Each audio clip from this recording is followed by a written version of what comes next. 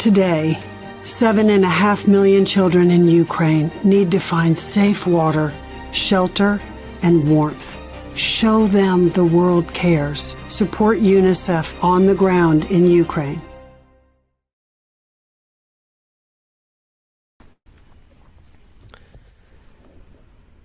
Hello and welcome to Virtual Concert Halls. We are 14 hours into our 18-hour live stream broadcast.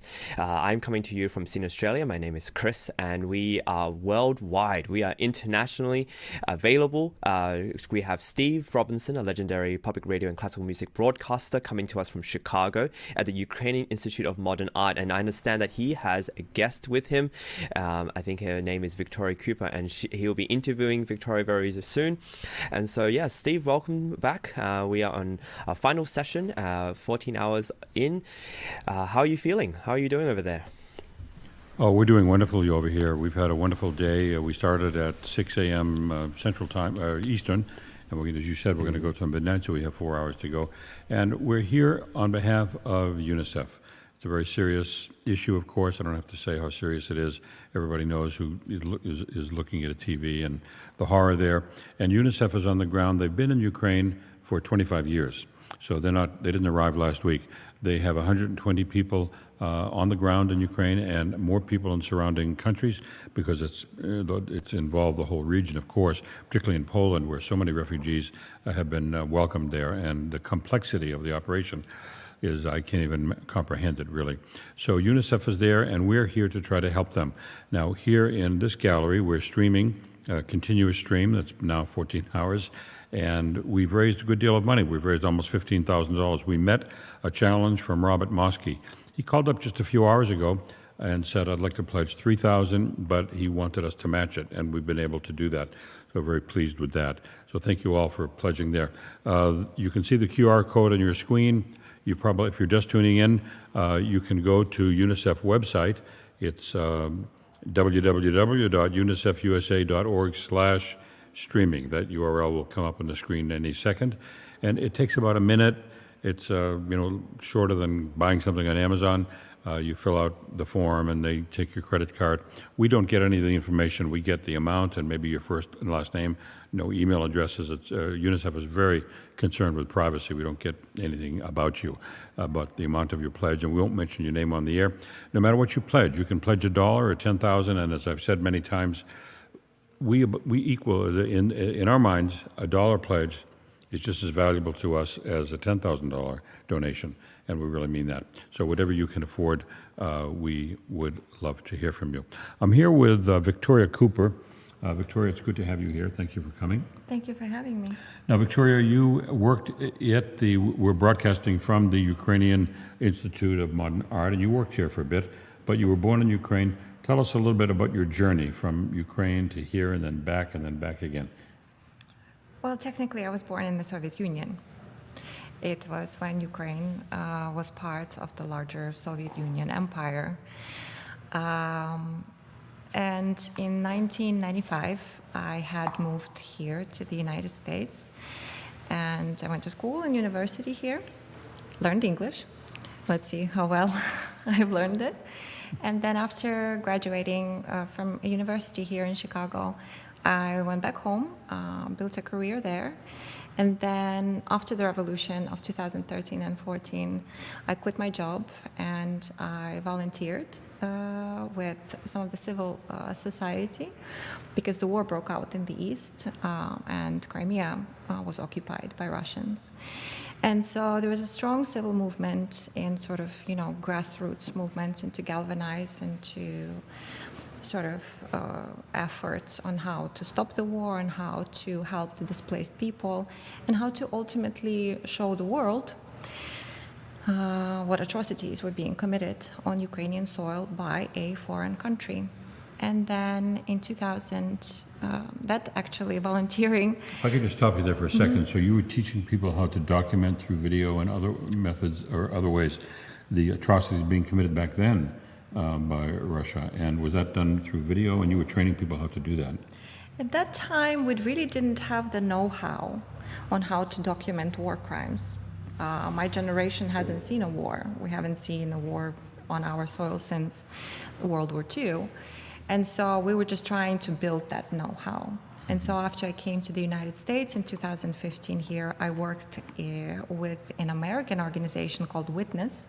They're based in New York, and they're doing some really important work in many trajectories, but video is their specialty. And so I learned from them. They gave me all the necessary tools, and then I brought it back to Ukraine, translated the materials into Ukrainian, wrote a curriculum, and traveled the zone adjacent to the occupied zones in order to teach the civil society there, activists, in order how to do it professionally so that we can then use it in court of law. And ideally, it was later, subsequently, all this information, all these interviews, all these videos were gathered together, and Ukraine has submitted a case to the International Criminal Court in Hague. So that was the big result of the collective So work. The Hague already has a case of Russian atrocities dating back to 20, I believe we submitted it in 2015. I wrote an introduction, a historical sort of backing, to explaining how the situation came to be, and we submitted it. It's the organization called International Partnership for Human Rights. They're based in Brussels, and they submitted it together with all of the legal argumentation, and so yes, the case has been open since then. So the case has been there for 7 years, or 6 or sir. 7 years, whatever it is. Yes, sir.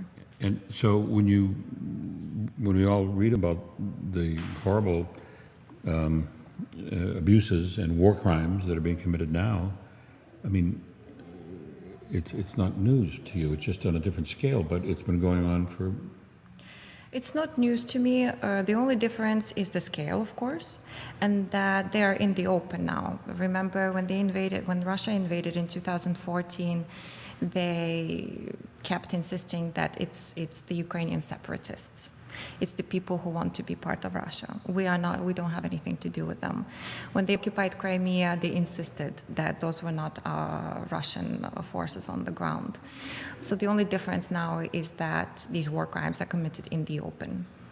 The propaganda, of course, still denies it. They try to say that it's Ukrainian forces bombing their own cities and raping their own women. But of course, we are, as somebody who came from a community, from civil society, no, I am not surprised. This is just a continuation of the same story, just on a much grander scale.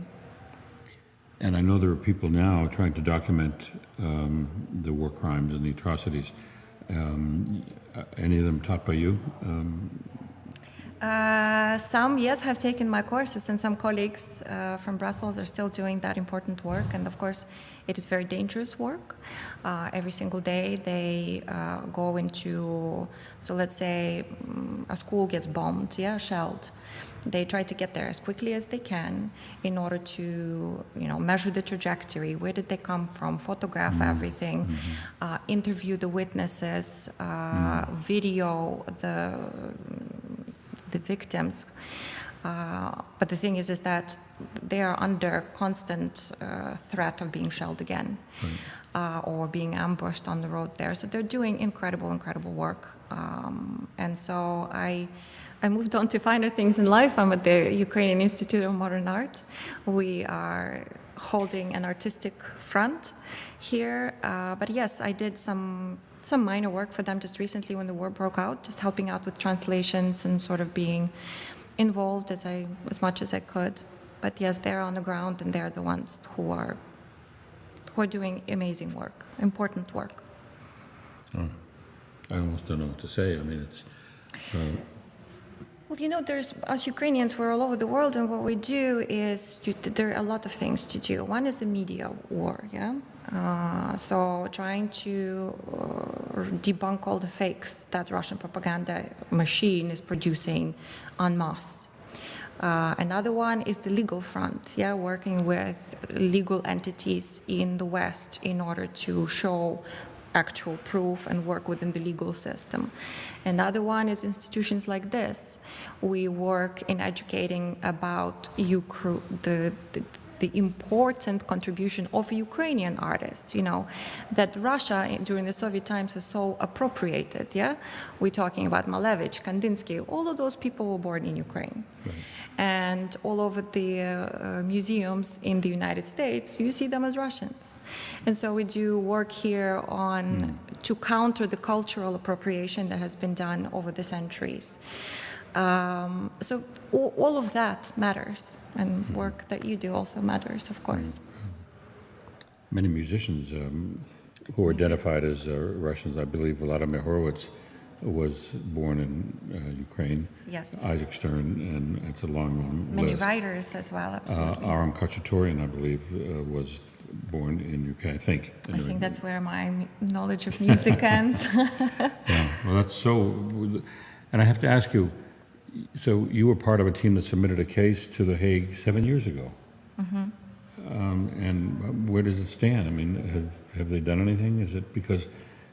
And here we are again, so I should let you answer the question. What has The Hague done with the case? I won't tell you because I don't know. I haven't followed it much. But the problem is that it's almost like half of Ukraine needs to be leveled to the ground in order for the West to pay attention.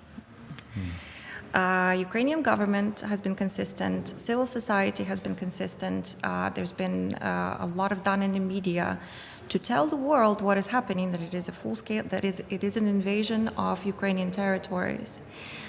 But the Western governments have always chosen this course of appeasement, of oh, poor Russia, oh, okay, they can have their say as well, which we were always insisting that people are dying, civilians are dying, this is not, somebody needs to intervene. And so the Western governments, to a large degree, supported them politically and economically, and this is what we have that we have. Of course, political pressure needs to be exerted on all sorts of fronts in order for things to start to happen. Yeah, we saw some gallery, I think, in London, start to change these artists that we are talking about their country of origin. I mean, it wasn't until the war started that some sort of small actions started to happen. So I'm not sure what The Hague has done, but I'm certain that they're going to have much more evidence and hopefully a full-scale investigation. We can see the evidence on TV every night. Oh, of course. This is going to be Nuremberg number 2. I mean, this is no doubt. You know, you talked about appeasing Russia. You must know Pavlo Bendrusky, who's with the Ukrainian Congress Committee of America. He was here earlier, very dynamic, and I asked him about this no-fly zone, because President Zelensky, when he talks about two things. He thanks the West for the support in the United States, very grateful, but you haven't gone far enough, and we need a no-fly zone. And we won't cross that line because it would be World War III. And Pavlo said, no, it already is World War III. And the fear that it'll be a nuclear war, he said, that's not a fear because there isn't going to be one, because he talked about the chain of command, that Putin doesn't have a red button, neither does Biden. It's much more complicated than that. And the problem, so don't be afraid of that, although, you know, so he was basically saying we should establish a no-fly zone and not let them do the artillery. Of course. The simple answer is of course. The public in general, and I'm no scientist either, but I understand that it's not as simple as pressing the button, right, and then somebody presses the button, poof, 2 continents gone. Of course, it's not like there's anti-missiles, something. I won't get into it because I'm not that knowledgeable. In her mind, to be telling you. But you don't have to look that far. You have to look back into the 1930s when Hitler invaded Czechoslovakia and the European governments just pretty much gave it to him. Then he went to Poland. Oh, okay. And it wasn't until much later than, full-scale war that the Britain and the United States got into it. We still have people that are living who remember that history. So you don't have to, this appeasement, oh, maybe we'll have Ukraine, he will calm down. No, the Baltic countries are next. Right. Now look at his policy in Georgia, in Moldova, in Chechnya, in Syria. He's not going to stop. So no, I don't think Third World will happen. I think he needs to be finished and done with, and we need to go on building a beautiful, functional, healthy Europe. To make it a little more personal, I believe your parents are still living in Ukraine, and I asked you whether they were safe, and you said, well, nobody really is. Nobody really is. It took quite a bit of pleading and honestly crying to beg them to leave Kyiv. I was strongly suggesting it, in the weeks right before the full invasion. But I think that people in Ukraine it's so lunatic, to do this, to have this war, that I think common sense was prevailing over fear of possibilities of a war, of a full-scale war. And so after my parents live in a building, it's a 16-story building, very typical Soviet structure, where there is no basement. And so in the case of shelling, when the sirens are going off, they will have to dash across the whole subdivision, by our standards here, in order to get into someone's garage and into the cellar in someone's garage. And so, of course, that's no way of dealing with artillery fire, you know. And so after 2 days of spending nights in the basement, my father had COVID at that time. He was very ill. They and their neighbor, they got into the car and they went westward because that neighbor has family there. So they're living for over a month now at a house in a village of a person that they've never met before. Thankfully, that person is incredibly kind and they've made good friends. And so they're in central Ukraine. It's an area that's away from big military bases or big roads. But of course, if the war should move westward, they'll be in the line of fire again. Well, we hope they do well. And I want to congratulate you on the work you've done in helping document the war crimes. And well, my part was only a small one. No, yeah, the major work was done and still being done. Yeah, it sounds pretty major to me. It's Victoria Cooper, who does fundraising for the Ukrainian Institute of Modern Art, where we are. And I want to thank you for your time and thank you for doing this. Everything that you do. Thank you. We're here at the Ukrainian Institute, where Victoria works part-time and does fundraising. And it's an incredible story that she just told. In a moment, we're going to have a mini recital from Jan Maksin, a wonderful cellist who has been playing all over the world. He's Russian, and he won't be going back there for a while. We'll get Jan to talk about that. We're setting him up right here. We're going to take a bit of a break.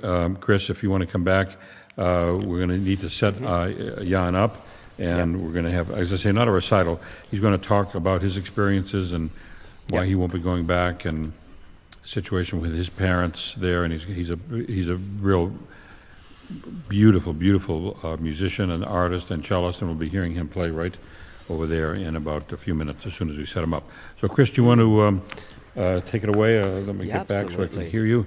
And yes, you want to take it away? Thank you, Steve, for a beautiful interview of Victoria. I mean, it's really interesting to hear her perspective of things, and I love being able to get that perspective. You know, as somebody who's living in Australia, it's a bit, down under, it's a bit far from everything else, but I think having the perspective of people who are in a lot of this work is really amazing. And Steve, you're doing an incredible job. And so as we prepare for our next little segment, a little mini recital, we're going to also have a little introduction of that. He's a cellist, and we're gonna introduce him musically as well as by name.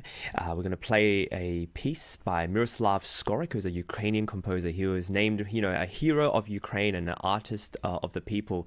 And this is really important because I think in our midst, we think that sometimes we feel powerless. We feel powerless to help, but in our own means, whether it's through donation, and I encourage you to continue to donate, our links and QR codes are readily available for you to access. The link is going to be right down below, and the QR code will appear at some point either on my left or my right. And as we prepare for Maksin to give us a little mini recital.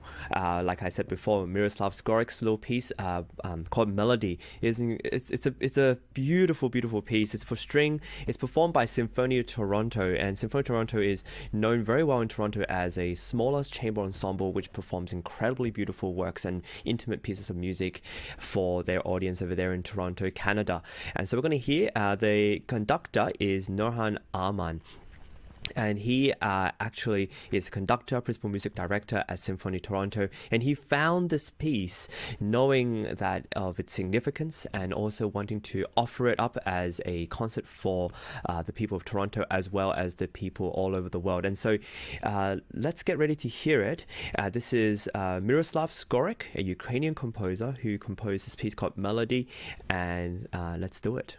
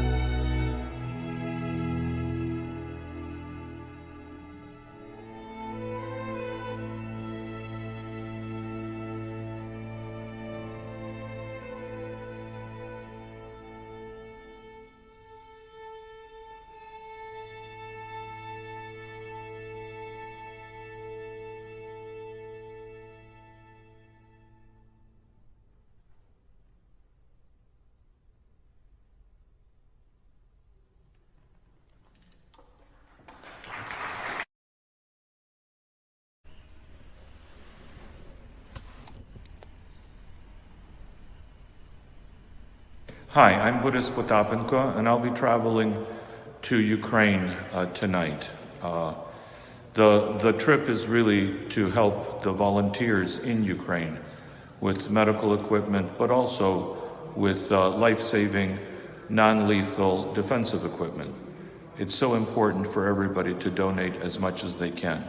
Organizations like UNICEF are worldwide and do tremendous work. They have vast experience, and they are on the ground in Ukraine. I'm so looking forward to seeing my UNICEF colleagues and others in their wonderful work. I hope everybody does as much as they can and continue to do so. This is a long time struggle. Thank you. I'm ready. And Steve's coming back soon anyway, so I'm ready. Put me on. Welcome to our 18-hour fundraising live stream for UNICEF USA. We are Virtual Concert Hall. My name is Chris Au, and I'm coming to you from Sydney, Australia. Our team is in Virginia. We have people in Chicago, especially the Ukrainian Institute of Modern Art. Let me wrap up a little bit for you what we've done so far. We've been having guests at the Ukrainian Institute of Modern Art. We've interviewed people from UNICEF. We've interviewed people from the Ukrainian Institute of Modern Art itself, as well as people from the Ukrainian American Veterans Association. We've been having many guests on the show live, as well as pre-recorded addresses. We've had musical performances. And of course, we've had videos from UNICEF themselves showing us, for example, initiatives like the Blue Dot refugee shelters that are there for refugees coming in. We're raising money for children. We want to donate as much money for children as possible. This is the QR code right here for you to donate. It's so easy. Just put your phone up in the camera mode and scan the QR code, and you can donate any amount that you can. We really appreciate this because as we were talking to Nellie Ingram, who is the Director of Philanthropy in UNICEF USA, each dollar, every cent actually amounts to a lot because of their buying power. UNICEF has such an access to medical supplies, and we need immunizations, vaccines, but that's on a global scale. But on a more immediate scale, there's blankets, shelters, a place to stay. There's a lot that needs to be done. I just found out very recently there's 114 big trucks filled with humanitarian assistance have just arrived in Ukraine. There's over 140 UNICEF officers there ready to administer to the people there and the children in Ukraine, and we'll show you more about that.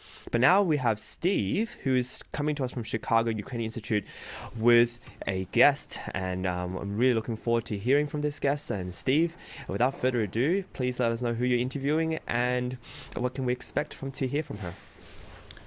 Well, thank you very much, Chris. I'll mute myself. Actually, I'm interviewing two. I'm surrounded by lovely ladies. I'm in a good position to be able to say that. Before we Lucky for you. Get to that, I just want to say that we have made the match that Robert Mosky sent in, but we're still raising funds. We have 4 hours to go. We've raised over $14,000, and we would like to increase that because we're helping UNICEF in Ukraine. Yes, because they have 120 people on the ground, and we're just doing our little bit, along with the Illinois Broadcasters Association, who have raised close to $125,000, probably a lot more, because some people are going to another site. But it's been a wonderful tribute to the Illinois Broadcasters Association and the radio and TV stations in the city and the state, because they joined hands in a joint humanitarian fundraising effort. And so we urge you to go to your computer, or take your phone out and put it on the QR code. You've done it at restaurants. Now you can do it for this, and I know everybody's going to appreciate it. Now, to my left is Vera Eliashevsky, who is a member of the Kyiv Chicago Sister City program. Thank you for coming in, Vera. Thank you for having us. So you have a guest that you'd like to introduce that you brought with you. Yes, I did. I brought with me Sofia Kolesnyk, and how I know Sofia is I met her dad in 2010 on a program, an exchange program through Sister Cities, and he was here for a program from Kyiv for governance, and we've kept in contact. In fact, her dad worked for the Klitschko Foundation, and the brothers Klitschko had a foundation to help children in Ukraine, and her dad worked there. So we kept in contact, and last time I visited in 2018, and you came to our global women's youth leadership program at the America House at the United States Embassy. And I'll let her talk about why she's here and how she got here, perhaps. Yes, like Vera said, my name is Sofia Kolesnyk. I'm temporarily displaced person from Ukraine, so it's like refugee, but not like that. So I came to Chicago 1 month ago, and now I just ran away from war in my country because it was happening so quickly, and we don't know about it. And I just was in Lviv, and this time, because I'm studying in Lviv at Ukrainian Catholic University, and but also I'm from Kyiv, like my whole family who from Kyiv, and my dad is in Kyiv now. My part of my family just try to go away from Ukraine because it's not safety for now in any way place, you know. So I remember that morning that war has begun at 24th of February, and it was like 5 a.m. in the morning. I just sleeping and tried to wake up to my lessons because it was Thursday. Yeah. So I have some plans for this day, not like to go away from my country and try to save my life. So my dad called me at the really morning, and he told me that, Sofia, the war has begun. You need to go away from your city and go to Poland, and after that you need to go to Chicago. So and the next day I go by car 55 hours to the border with Poland. It's like 70 miles. It's not a big deal for us for now, but for this traffic, it was like 55 hours only. And after that, I took plane ticket to Chicago, and after 10 hours, I was in Chicago and met my host family.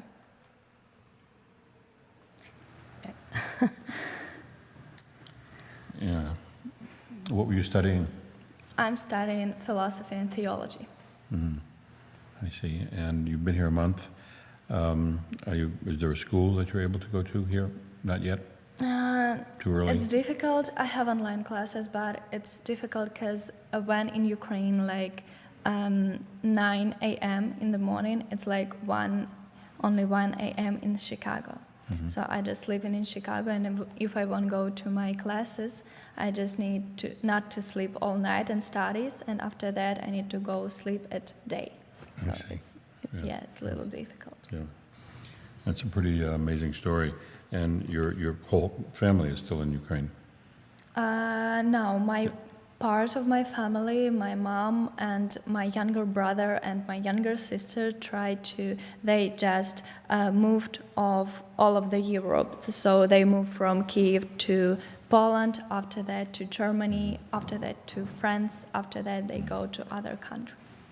And Vera, you helped bring her to Chicago. My friend actually, my very dear friend, she's staying at her home. I was out of town, so I wasn't able to host her. I would have loved to have hosted her. She's staying with me for the next few days and helping me do some projects. I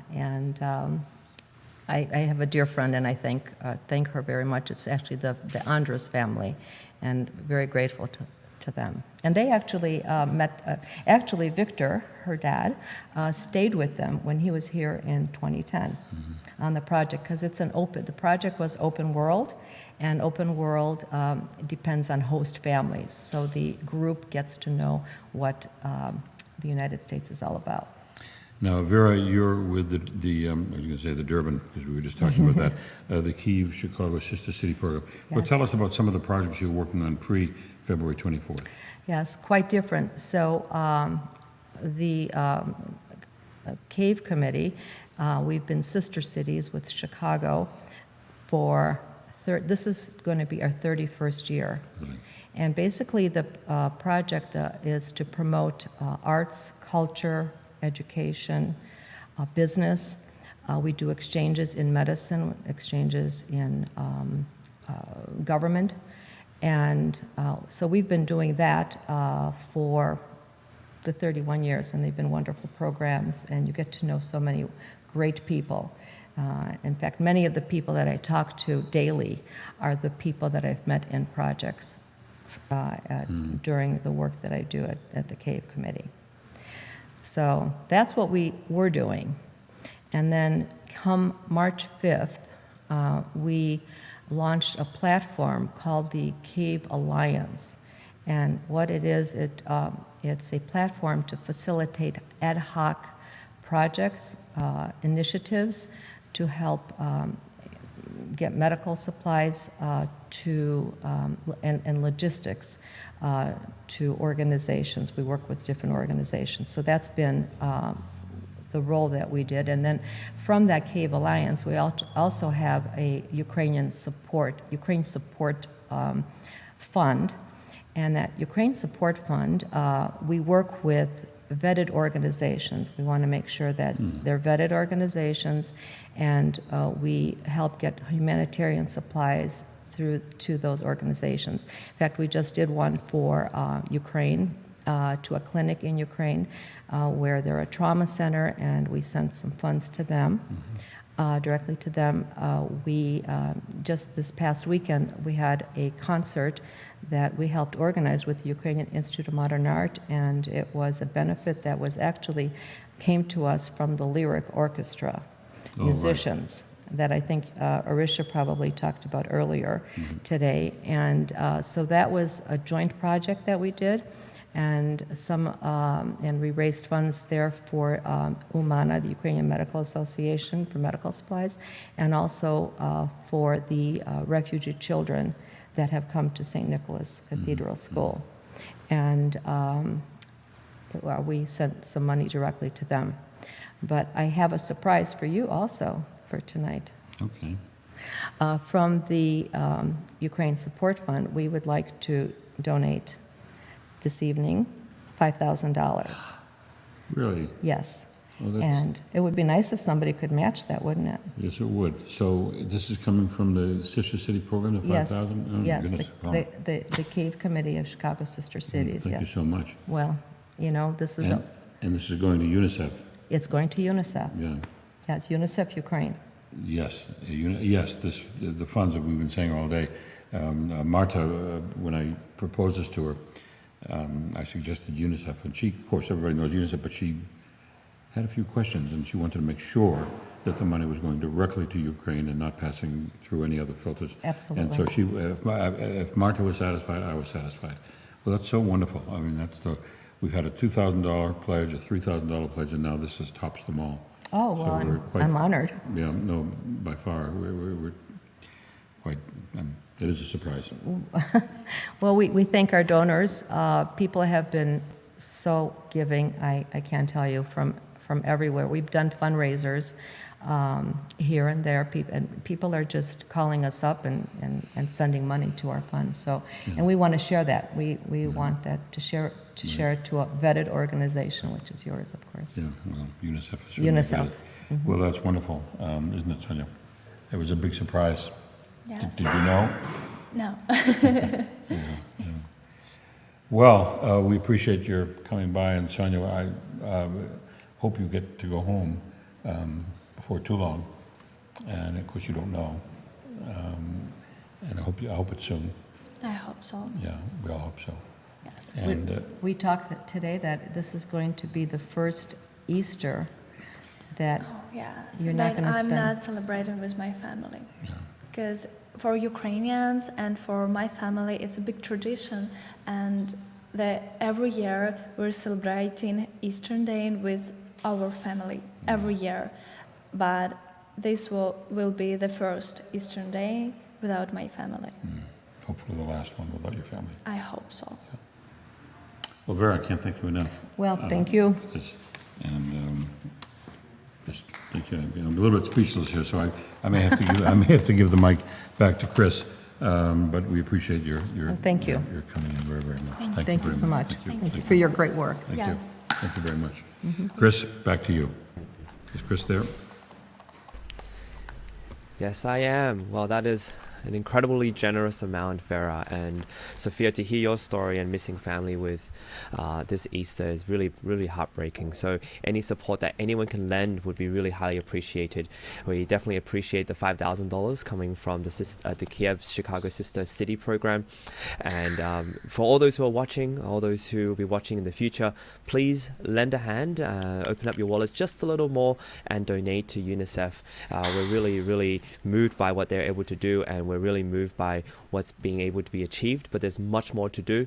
There's much more work. And in the meantime, let's play another video that we have, a testimony from three young children. Two of them are twins, and one of them speaks English quite well, actually, and they tell us their story, which is quite similar to Sofia's as well, missing their family, being away from family, but also just been so much change in this world, and not only the destruction of their own homeland, but also having to find belonging and a sense of belonging in a new place. So it's really difficult, and we're going to play this video to try to stir you up and give you more insight into what you're donating towards. Let's roll it.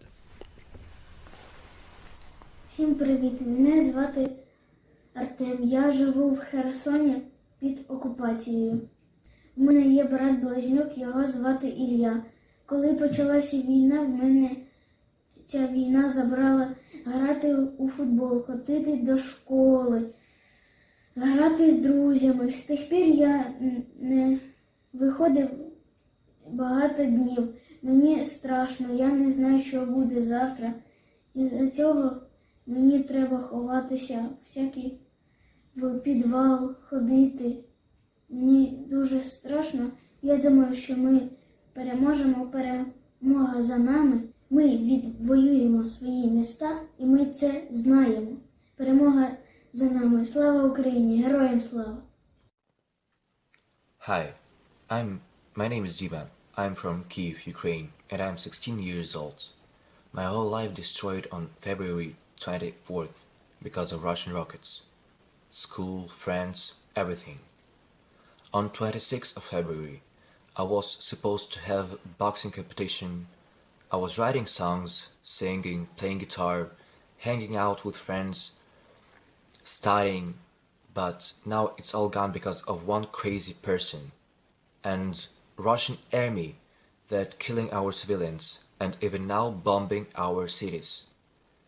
My friends who are 18 joined the army instead of living peacefully in their homes, of studying in university. Now they're protecting our home, protecting our freedom from Moscows that's trying to occupy our country. I don't know even if my friends alive or not, because I can't call them. I don't know where are they. My father left in Kyiv, my family left in Kyiv, and I don't know what will be tomorrow. Please, stop war. Привіт, мене звати Ілля. Коли я узнав, що йде війна, нас мама розбудила дуже рано. Я спитав, чого. Мама все мені розповіла. І до того, як була війна, я ходив нормально до школи, спілкувався з друзями, ходив на футбол, на майданчики, спокійно гуляв по місту, їхав до бабусі в гості. А тепер, із-за того, що війна, цього більше немає. І в мене немає можливості просто це зробити. Просто війна – це страшна штука. Дай Боже, щоб ми виграли, щоб відвоювали свої міста. А тепер в парк я не можу ходити, нічого не можу зробити. З вулиці не можу вийти, тому що всім кажуть, що там зараз міни. І взагалі зараз опасно виходить за місто, і Херсон зараз під окупацією. We really do need you to donate. There are a lot of children who are displaced. I found out recently that there are 3.5 million children still displaced and in Ukraine and needing homes and needing blankets, food, place to stay, and just safe water. And Russia has been bombing a lot of the hospitals and the schools and civilian cities, and so there is real need for humanitarian support. And every dollar that you donate counts. If you can see here, there's a QR code for you to scan, and we also have a link, unicefusa.org/streaming. We're coming back to you, Steve, who's coming to us from Chicago, Chicago's Ukrainian Institute of Modern Art. I understand we have something very exciting coming up. I'm going to let you let us know all about that right now. Yes, we have we'll call it a mini recital from a person I've known quite a long time, who's from Chicago, and that's Jan Maksin. Jan, welcome to the Ukrainian Institute of Modern Art. Thank you, Steve. I did, before we talk to Jan, I just want to review what just happened. We interviewed two wonderful people, Vera from the Ukraine, the Sister City program. I'll get her name because I need to do that. It's Vera Eliashevsky, and she's with the Kyiv, Chicago Sister City program, and she brought with her the young lady, Sonia Kolesnyk, who was a displaced person, and she had a very moving story to tell. And then Vera, at the very end, said, I have a little surprise for you, and she said that the Kyiv Sister City program is donating $5,000 tonight to go into our fund. So it's the largest contribution we've had. Vera suggested that maybe somebody would be kind enough to match it, or a group of people would match it, and we hope that anybody watching right now will do that. Jan, you have been playing the cello all over the world, because I see you on Facebook, and we don't know where you'll pop up next. All over Chicago, in Russia. You're born in Russia? I was born in Russia. Yes, and the situation has, I'm sure, changed your life because you played there a lot. Tell us a little bit about your background as a cellist. You don't play in an orchestra. You are your own one-man orchestra symphony. Yeah, right. And tell us a little bit about how that all came about. Well, I'll say a few words about where I came from. I was born in St. Petersburg into a multi-national family. I have my parents are Ukrainian, Jewish, Polish, Lithuanian, and there's some other blood as well that we're not going to even. There's more to it. So I was born in Russia. Then I came to the United States when I was 15. And I've been living here ever since. I've been pursuing my dream of playing the cello, and played classical music for a good part of my life. Been on your wonderful radio station many times, and for the last 10 years or so, I've been kind of doing my own thing, playing pretty much original music that I write myself, and also connecting it with world music, with ethnic music from different parts of the world, sort of that's along those lines. And that's what I've been touring with, both in North America and in Eastern Europe as well. You're one of the most unique cellists in the world because of your approach to music and the repertoire that you choose to play, and the fact that you're out there by yourself playing this mix. You also work with electronic Right, sounds. the majority of what I do recently involves some electronics, so I turn the cello into pretty much a whole orchestra. I also use live percussion and drums to sort of augment it to a level where it's an experience of pretty much having a whole orchestra on stage. Right. And you seem to be on Facebook quite a bit, because I get the notice. Unfortunately, yeah, it takes up a lot of time. Why is that unfortunate? Social media takes up a lot of time. That's one thing I've not been able to delegate to other people. So when you say, I've been on Facebook, I've literally been on Facebook, posting stuff. Right, yeah. I know, yeah.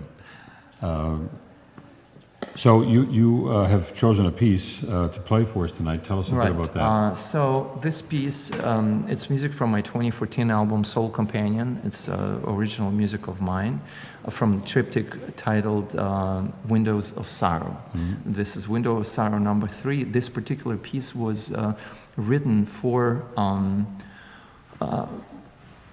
the commemoration of Babi Yar events at the Chicago Holocaust Museum back in, I believe it was whenever it was 70th anniversary of that sad anniversary of events outside Kyiv, Ukraine, ironically, when over 30,000 Jewish people and other minorities got murdered in the span of 3 or 4 nights. So I would like to play this piece, and this time dedicated to all of the people of Ukraine.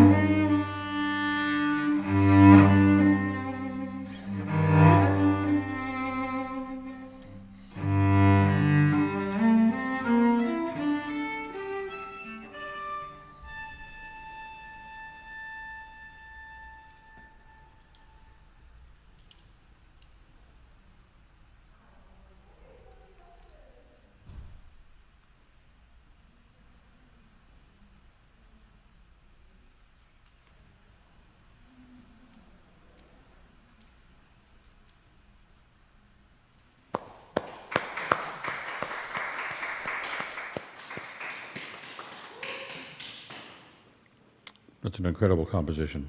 Thank you. And it's just one movement from, It's just one movement of the triptych. There's 3 parts Yeah. to this piece.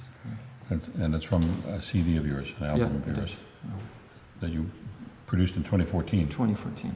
And it's really a beautiful piece. Thank you. It's back from the more academic days. It's actually probably the last album that sort of more along the lines of the canons of canonic classical writing. It's strictly for unaccompanied cello, Right. without use of any electronics, like the whole album. And what I tried to do as far as writing for the cello was to kind of make it sound still like there's more than one instrument. Well, I was just going to playing say at the the same subtitle time. should be Right. Symphony for Cello. Right. It's a huge sound that you've written, but you moved beyond that to other realms since then. Yeah, I realized still I needed more than just 4 strings of one cello to make it really, to be able to create an experience in concert from beginning to the end for 2 hours of live music that would be engaging for the audience. Right. Well, I want to thank you for coming by. Is there anything about what's going on today in Ukraine that you'd care to discuss? Or Well, it's absolutely devastating. That's one word that comes to mind on many levels. For me personally, for my family, for everybody I know, pretty much, for a lot of Russian people as well, who, in one way or another, support people of Ukraine, and by no means do they want war. And also it's devastating for the entire world, and my heart goes out to the people of Ukraine. I try to do everything I can on my part to help them in every possible way, and I can't wait for it to be over. And I do believe that Ukraine's going to come out as an amazing country. They already are, and it's going to be even more amazing once it's over. They showed the whole world how incredible they are. And the whole world is together with them, and we've seen at the first place how everyone came through and came together for Ukraine. So I'm very hopeful that it's going to be great. And I hope you get to perform in Ukraine before too long. Definitely, it's in my plans to get there as quickly as soon as I can. Thank you. That's Ian Maksin. Jan Maksin, we appreciate your coming by and Absolutely, thank you. It's a staggering piece. I'm kind of sorry to hear it's the last piece in that genre because it was so powerful. But you've moved on, and you're evolving, and you're growing, and you're not standing still. Well, it's not last. It's just that there are some stages, actually. In fact, as I pulled this out, I haven't played this piece in a long time, and I realized that I miss playing this music, and I miss writing this kind of music. So I do think that there's going to be a time soon where I will get back into writing this kind of stuff. Thank you so much. Thank you, Jan. Yeah. Thank you.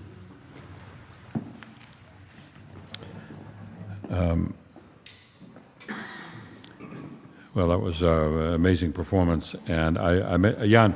How can people? You step up to the mic again, and just tell us how people can access your music and get a little closer to the mic, and maybe, Yes, maybe I'm sure you have some sort of really a website easy or to something. punch in my name into Google or whatever the search engine is, or Instagram, Ian Maksin, IANMAKSIN. I'm the only person with that name, so it's going to be me that pops up. You can find me on Facebook, Instagram, or check out my site. I have some tour dates coming up in North America. Portion of the proceeds from all of my upcoming concerts are going to a charity to support humanitarian aid in Ukraine. Also, I'm doing a lot of events, both in Chicago and nationally, as fundraisers for Ukraine, and also have a big concert coming up in Chicago, May 7th. I just wanted to give a bit of a plug. There's going to be a concert sponsored generously by Lifeway Foods and by Akyusha at the newly built formidable venue called Epiphany Center for the Performing Arts in downtown, May 7th at 7:30, and that's also going to be in support of Ukraine. I'm going to have a wonderful Ukrainian guest artist, Sofia Fraser. She's absolutely terrific. She's going to be my main guest artist for that concert, and there's going to be some other guests. There's going to be some really great music. I'm looking forward to that event and would like to invite everyone to Thank you. that. Yeah, wonderful concert. Thank you, Jan Maksin. Chris, I'm going to give it back to you if you're still there. We should remind people that Jan came here in support of Ukraine and support of UNICEF, and that's what we're doing here today. And you see the URL there, or you will soon, and you can go to and pledge and support. We've raised close to well, now with the $5,000 that will be added in, that's closer to $20,000. That's lost amazing. track a little bit. We're very close. We had a $5,000 pledge from the Sister City program of Kyiv, Chicago, and we're very delighted that Vera Eliashevsky came. She's with that Kyiv City program. So, Chris, I'll hand it back to you, and I'm going to take a little breather and say goodbye to Jan before he goes. Sounds good. Thank you so much, Steve. I'm coming to you from Sydney, Australia. For all those who are tuning in, this is we're on almost 15 hours. We've got 3 more hours to go of our 18-hour live stream broadcast. It's been an incredible adventure. We've raised over $15,000, and it's just an incredible effort from everybody. We're close to 20,000, and we want to raise more. This is an endeavor of 18 hours, but we want you to continue to donate if you can. Every dollar can really help out a lot, and we're gonna take a little time to feature some collages from UNICEF. We're donating money to UNICEF USA, and they've been actually coming into the studio at Chicago to give us more insight into what happens over there. We know that there's 3.5 million children still in Ukraine displaced. There's more that are coming out, and everybody needs help. Everybody needs a place to stay, food, water, shelter, and education. What was particularly moving was we just had an interview from the Chicago Sister City program, and there was an interview with a girl by the name of Sofia Kolesnyk, and she's going to be the first time she won't be able to celebrate Easter with her family, and I really feel for her. You know, a lot of her family is all displaced around the world, and they're not able to be together, and it makes us really treasure what we have and treasure the fact that we get to have family. And in the meantime, whilst we're treasuring what we have, it's important to continue to give and donate. So the link is below. You can see it right there, and if you feel like it's more easy to access a QR code, it's over there. Feel free to donate as much as you can. It really does help. It really does make an impact. And we're going to show you some videos of UNICEF. We have a collage of many different types of initiatives that they're doing, from blue dots, which are little shelter spots for children, to translators, to all the things that are happening, all the ways that you can help and that the UNICEF is doing to help. So with that, let's roll that video. We're going to be rolling the UNICEF collage video.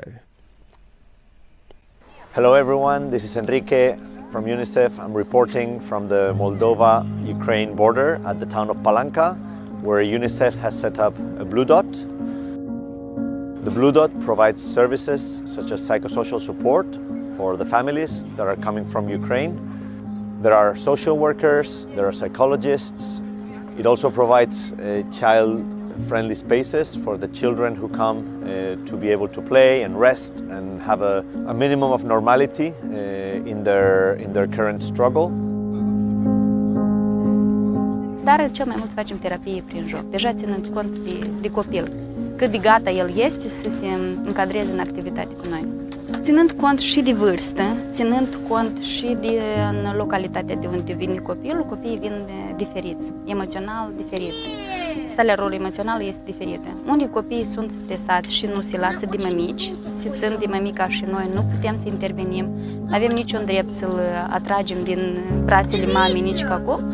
Unii copii sunt mai descătușați, unii copii poate să vină și se așeze și doar are nevoie să deseneze, el rămâne el cu gândurile lui și colorează ceea ce el simte. alți copii se încadrează în activități foarte ușor. Ei sunt foarte deschiși, pentru noi este foarte ușor să lucrăm cu ei pentru că noi le cunoaștem limba. Și respectiv, odată ce cunoști limba, e un pas deja spre activitatea în continuare. Părinții, cumva, starea emoțională a părinților se transmite copiilor, da? Și dacă părintele cumva apucă așa copilul și strânge la piept și zice neboi, nu te temi, respectiv copilul se teme. Sunt situații când părinții atât de emoțional sunt afectați, noi mai întâi trebuie să lucrăm cu părinții cumva și apoi să trecem la copii, da? Și dacă vedem că nu putem să intervenim la moment și n-are rostul, noi îl lăsăm pur și simplu pe părinte să se liniștească, să înțeleagă, să pună picioarele pe pământ și apoi respectiv începem sau invers luăm. Atât timp cât părintele este emoțional dezechilibrat, noi lucrăm cu copilul și ea cumva să acomodează situația. Și în momentul dat sunt părinți care spun, spate să vă cuprind, spate să, da, mulțumesc mult pentru acordul care l-ați dat, ajutor. Pentru că acești părinți este important doar să stai să-l asculți. Unii părinți sunt care, da, depinde iarăși de categorii. Să înțelegem că nu toți vin aici, vin cei care au nevoie.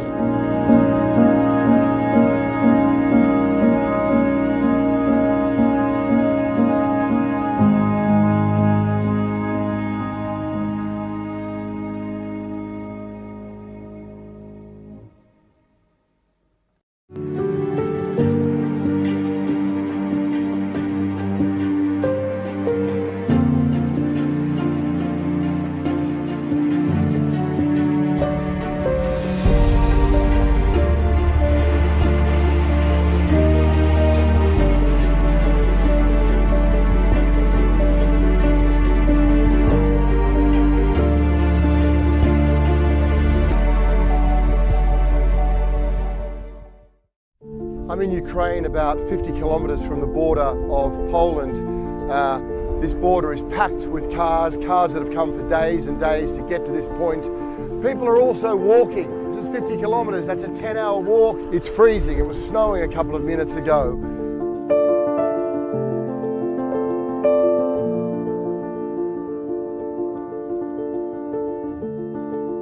Today has been a day soaked in sorrow, more stress and sadness than I can almost ever remember seeing. I'm just watching all day fathers farewelling their daughters and their sons as they're fleeing across into Poland, husbands farewelling their wives, families being separated. It's gut-wrenchingly sad. But amid all of that sadness and sorrow, then you find places like this where communities rally round, where communities are here from dawn till dusk, cooking food, looking after children, helping people on that journey. That's also what's happening here amid the crisis in Ukraine.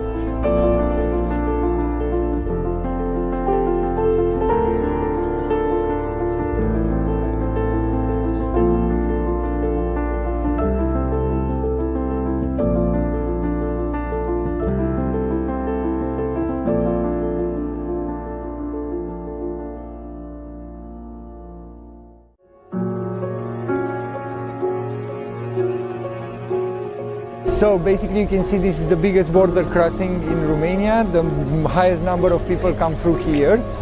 And let me walk you to the Blue Dot and show you what we did.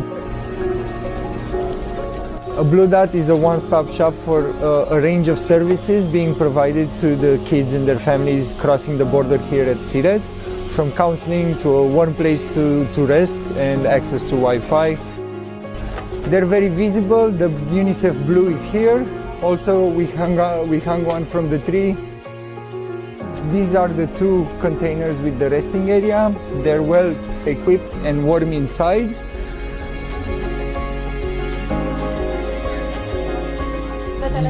These two, they're supposed to be offices where there will be laptops and we will register kids, moms. We're passing off the Blue Dot to the local authorities, and they're the ones that are going to manage it from now on. We're also providing them with training, how to talk with people, how to talk with the kids, how to manage certain situations. And from this, we're trying to scale up the blue dots so they're connected to each other, so the next country knows what's happening in this blue dot with the family that's coming in from Romania. When they pass in Hungary on their way to Italy, let's say, which happens a lot, they already have the information. If the kids are vaccinated, if they have any medical issues, they already know the history, so they don't have to do it a second time.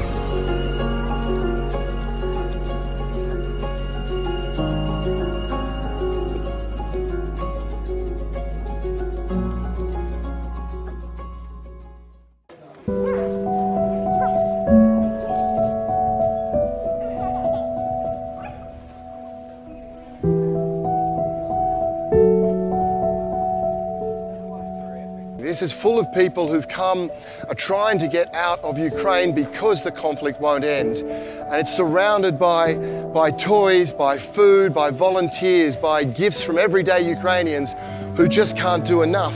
But it's also got kids like Vera, who doesn't know where she's from, but knows she loves her hometown, doesn't know which country she's going to, but knows she doesn't want to leave. But while conflict continues, that's the reality. And while that's the reality, we need to support. Thank you. Today, 7.5 million children in Ukraine need to find safe water, shelter, and warmth. Show them the world cares. Support UNICEF on the ground in Ukraine.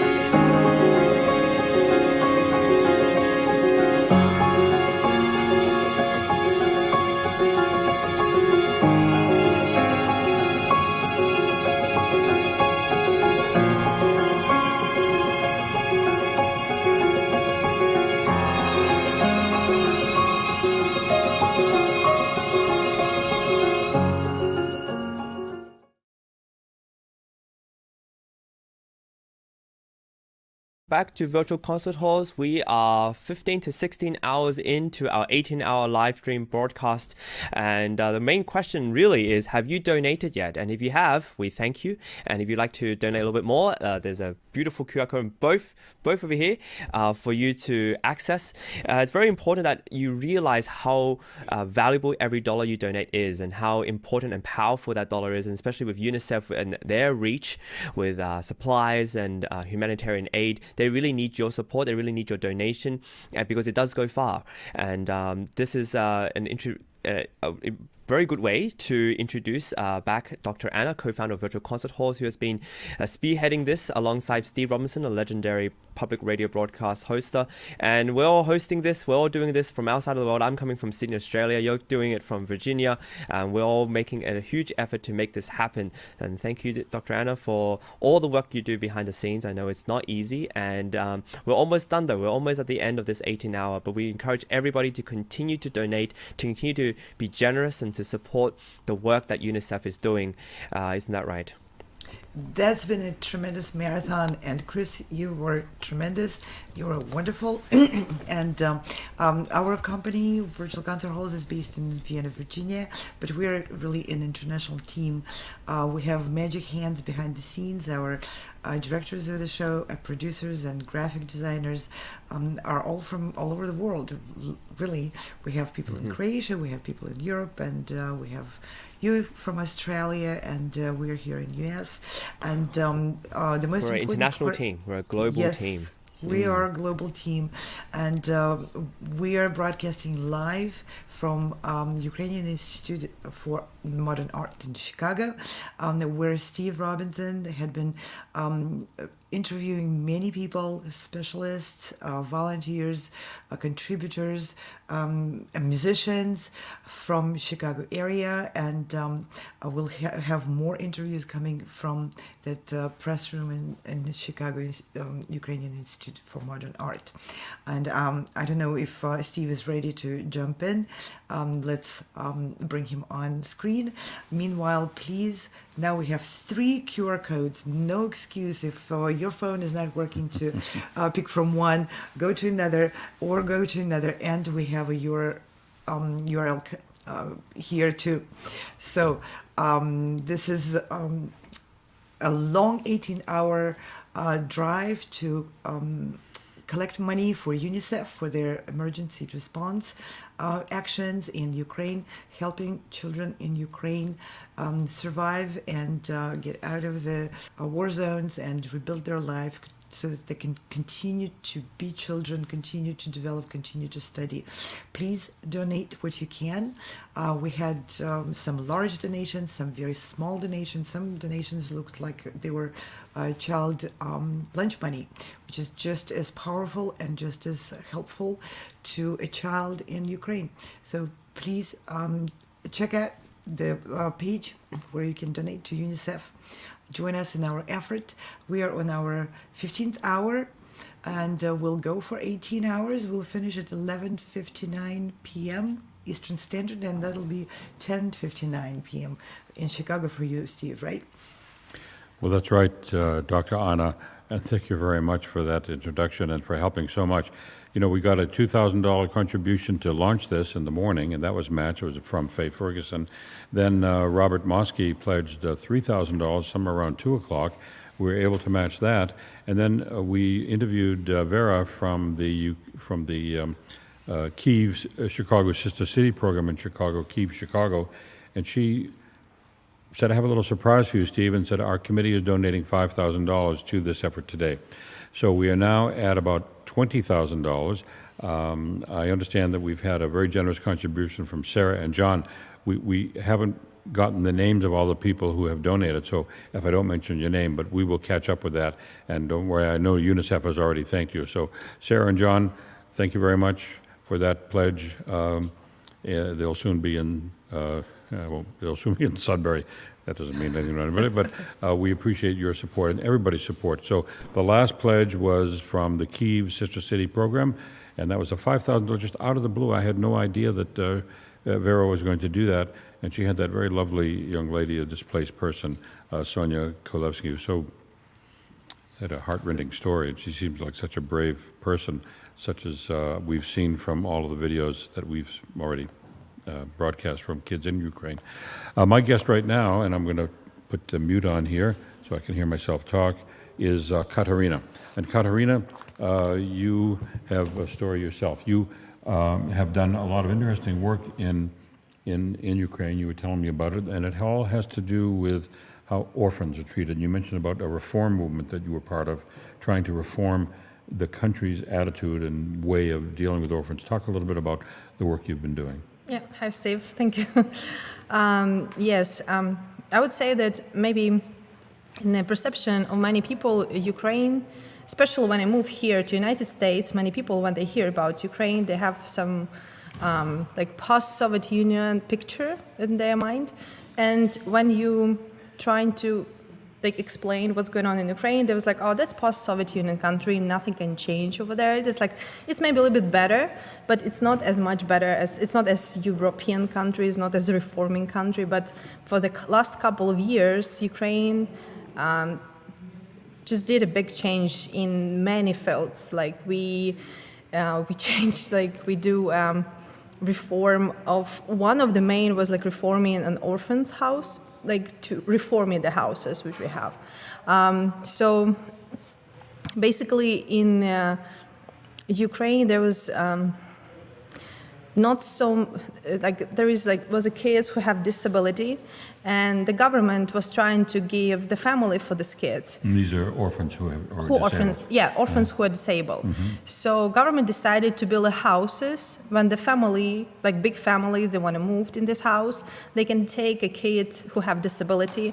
So they'll have opportunity to take care about this kid. The house will have all the tools which needed. So it's not going to be something that you have to kind of like, it was so frustrated for Ukrainians, you know, to work with, to how they're going to deal with a kid who have disability. Right. It's a different absolutely different way how you're gonna be connect, how you can help, how you will provide this, because this kid not just have emotional trauma and also have a physical mostly traumas. So the government was trying to change that. So we built in that moment when I was still in Ukraine, we built like 30 houses. We provide for the families, and we start this reform.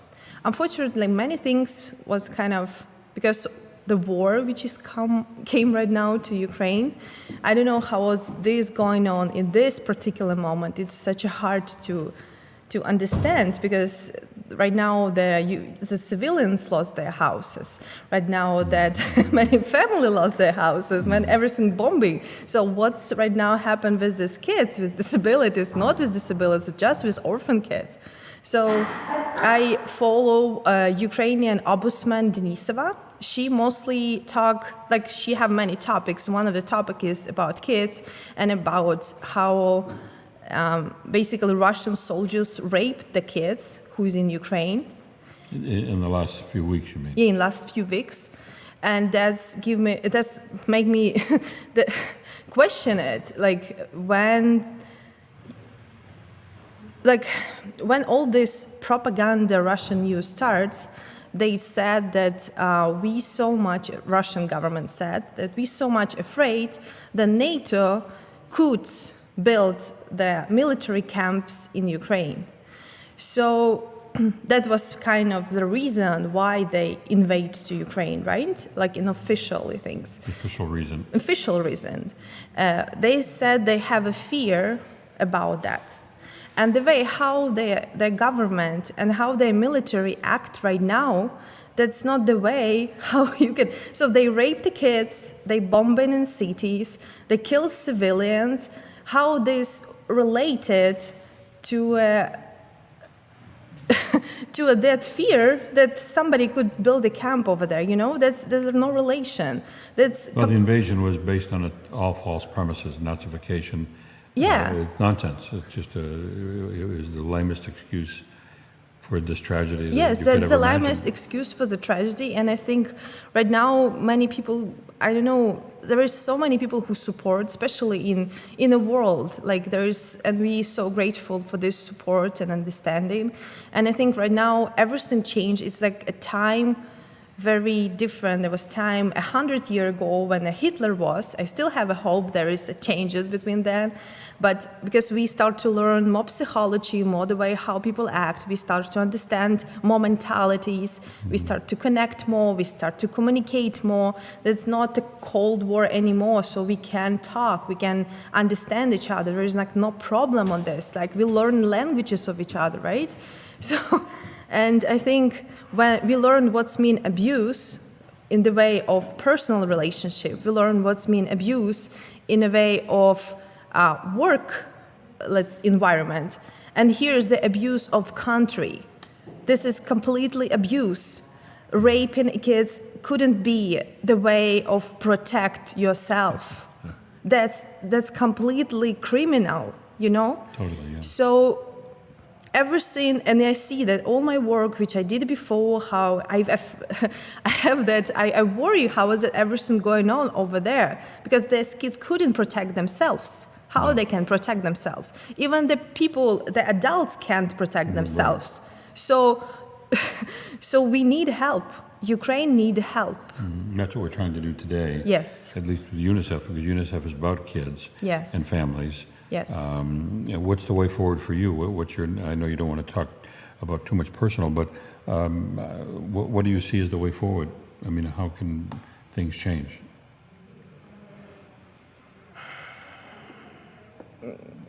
The thing to change is... It's a hard question because... It's a very hard question. Because everything is just so upside down and tragic.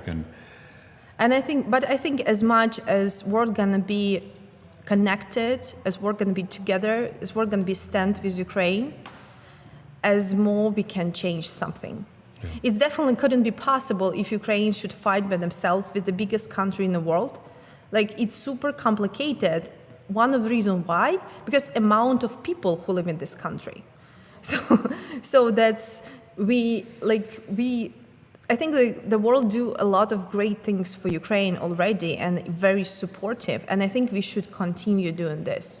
and we should continue support and see and follow. Like, we have to do that. They just do genocide of Ukrainians right now on a TV when everybody can see it. They just doing this. They're killing these people and they rape these kids just because they are Ukrainians.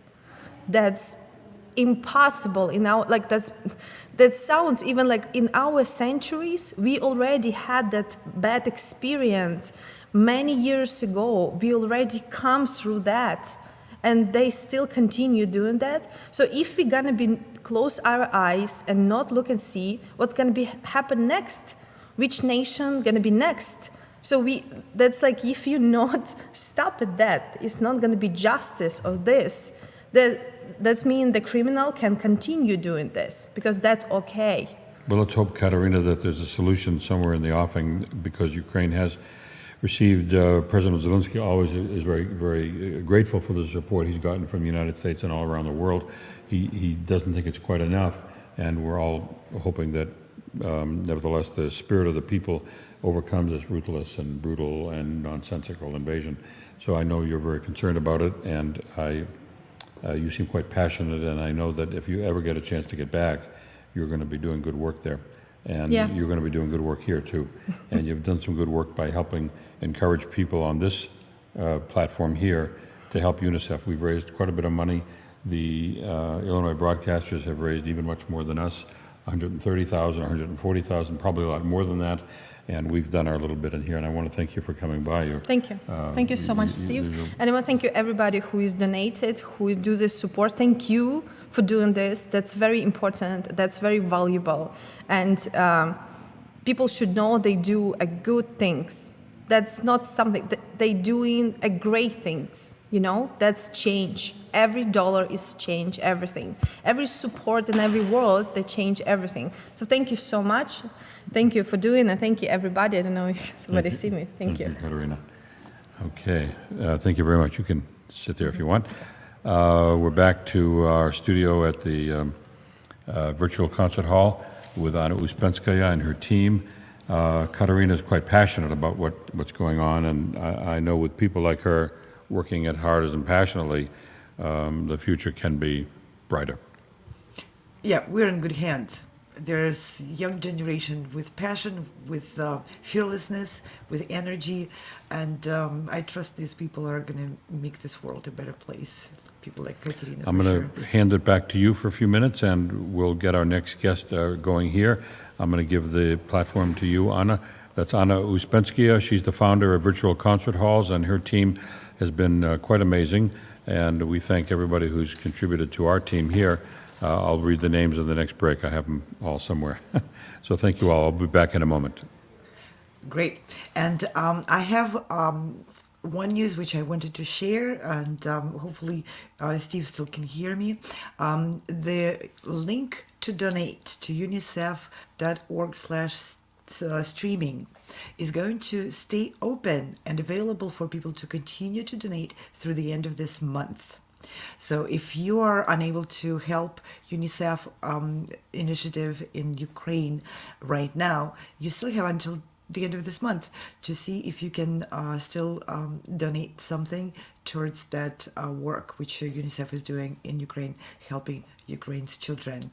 So the link which you see, the QR code right here, there's two of them right there, and the URL, this will not be closed today at the end of this live broadcast, and the recording, the video of this live broadcast will be available on social media platforms and on video platforms. We're streaming to all the major platforms, Facebook, YouTube, Twitch, LinkedIn, Vimeo, and a few smaller ones.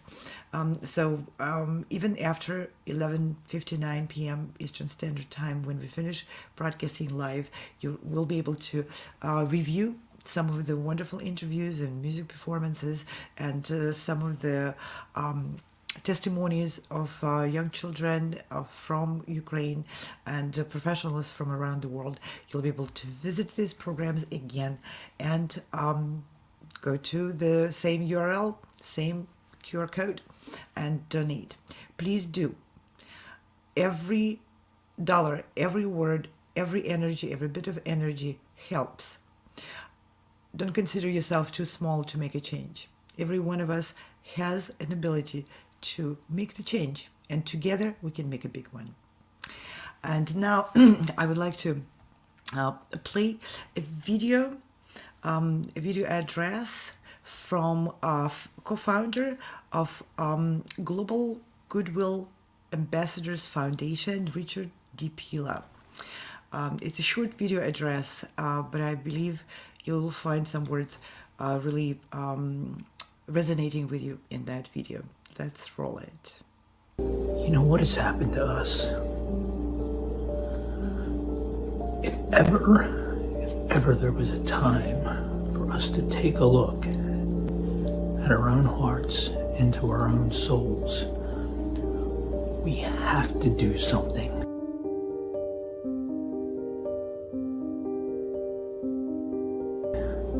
We cannot bear witness to the genocide that is taking place in Ukraine right now. The pictures and the photographs, they don't even capture the real horror that future generations will be going through. Now, I know that there's fear. Politicians don't do anything. They're worried.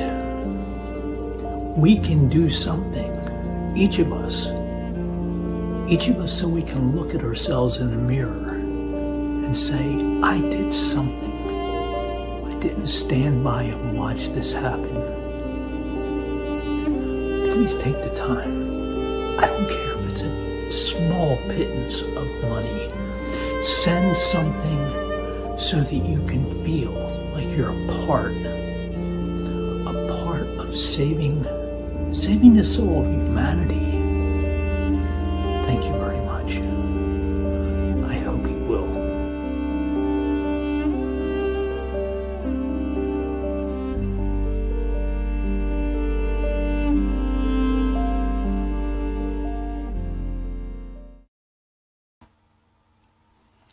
That was an address from Richard D. Pila, who is a co-founder of Global Goodwill Ambassadors Foundation, and that foundation is doing a lot of work in Ukraine right now as well, and they were helping us with this wonderful video address from the co-founder of the foundation. And I think Steve and the press room in Chicago are still getting ready to interview the next guest. So before we go back to Chicago, we have another video which we would like to play. And this is coming across the ocean from a company in Switzerland and Italy. Yes, from iClassical Academy, and one of the co-founder and the CEO of the company, Irma de Jong. This company is dedicated to education, and they are providing courses to young musicians to study music. And here's the beautiful address from co-founder of the iClassical Academy. Hello, my name is Irma de Jong. I'm from the Netherlands, but I live in Italy, so I greet you from Italy. And this is my home, my workspace. I'm here most of the time. And since I was 17 years old, I've been living in many different countries in Europe, which meant getting used to new habits, learning a new language, discovering the nature of the people, what they like to eat, what they like to do. But you know, it was always a free choice. I was never fleeing, and I was not a kid anymore. Today we're here to contribute to UNICEF and its excellent work for the Ukrainian children. It's a child's birthright to grow up in a safe place, have a home, and be surrounded by family and people that love them. So we need everyone's support and solidarity. I was touched to see the graphics that were created for this supportive event. And I saw a sunflower, and it reminded me of a story that I read from a diary of a refugee that I follow in my Dutch online newspaper. And she wrote, "Many children will now miss their fathers, and mothers and grandmothers inspire each other with tips on social media. For example, many Ukrainian children are now making crafts with sunflowers, intended to support daddy." It really touched my heart. I was also wondering why the sunflower, and I discovered that throughout Ukraine's history, the flower has been used as a symbol of peace. And now it has become the symbol of resistance against the country's invasion.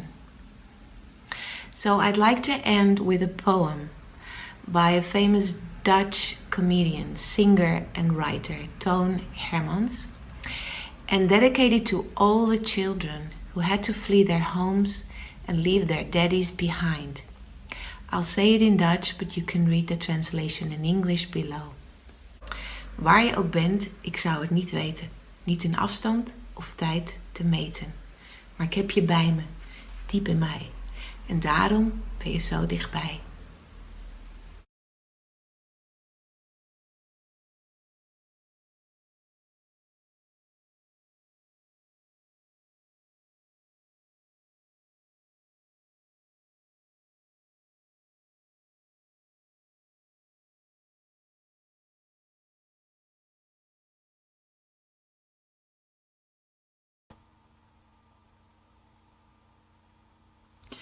Thank you very much to Irma de Jong, the co-founder of iClassical Academy, a Swiss and Italian company dedicated to music education. And she was talking about the sunflower being part of the culture, Ukrainian culture. We all know the flag has a yellow on the bottom and the blue on the top, and that actually represents the sunflower fields, which are vast and brilliant yellow, and the blue and huge sky over them. So that's a beautiful color symbol of Ukraine. Thank you very much for our Classical Academy, which they asked us to tell everyone who is watching that they are providing scholarships for Ukrainian refugees, children, students, whoever is studying music. Please reach out to us. Or directly to iClassical Academy, and you can apply for scholarships to help you continue your study while you're away from home. We all believe your beautiful Ukraine will be rebuilt, and you will be able to come back home and continue to grow and thrive in your beautiful country. But in the meanwhile, if you're a musician and if you would like to get a scholarship to continue your studies, please reach out to our Classical Academy, or you can reach out to us and we'll put you in touch. So I believe Steve is still preparing to interview the next guest. I would like to remind everyone that this broadcast is dedicated to fundraising for UNICEF Emergency Response Fund, to help them continue their work, which they're doing in Ukraine, helping Ukraine's children in this devastating situation. UNICEF is doing incredible work. They're sending teams of people, highly trained, and enormous amounts of supplies to provide clean water, basic supplies, and psychological counseling.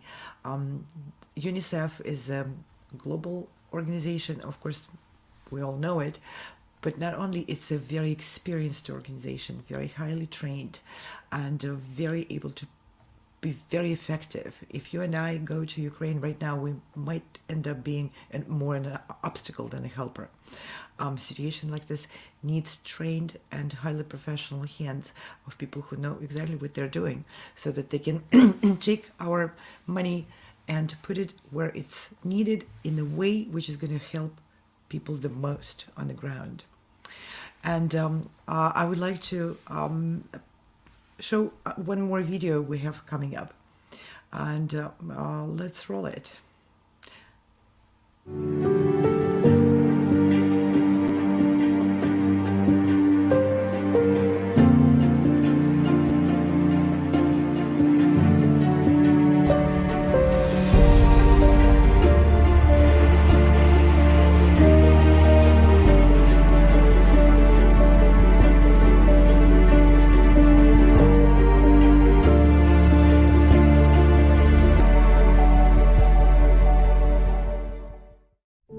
I'm in Ukraine, about 50 kilometers from the border of Poland.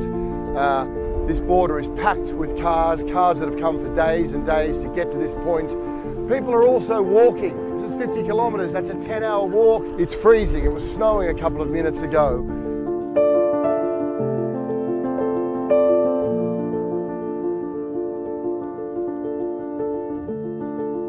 Today has been a day soaked in sorrow, more stress and sadness than I can almost ever remember seeing. I'm just watching all day fathers farewelling their daughters and their sons as they're fleeing across into Poland, husbands farewelling their wives, families being separated. It's gut-wrenchingly sad. But amid all of that sadness and sorrow, then you find places like this where communities rally round, where communities are here from dawn till dusk, cooking food, looking after children, helping people on that journey.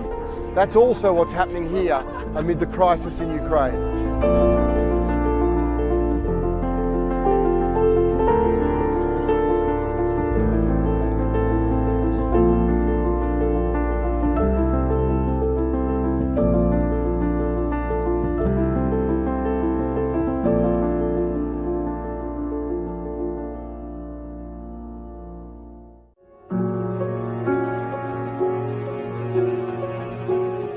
So basically you can see this is the biggest border crossing in Romania. The highest number of people come through here.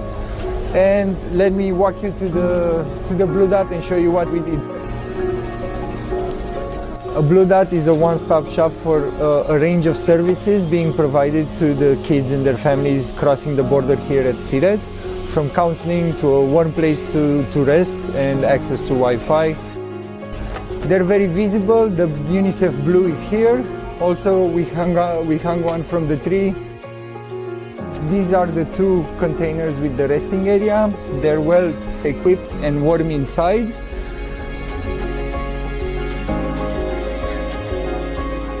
These two, they're supposed to be offices where there will be laptops and we will register kids, moms. We're passing off the Blue Dot to the local authorities, and they're the ones that are gonna manage it from now on. We're also providing them with training, how to talk with people, how to talk with the kids, how to manage certain situations.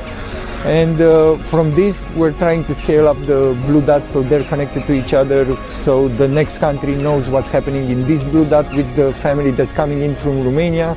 When they pass in Hungary on their way to Italy, let's say, which happens a lot, they already have the information. If the kids are vaccinated, if they have any medical issues, they already know the history, so they don't have to do it a second time.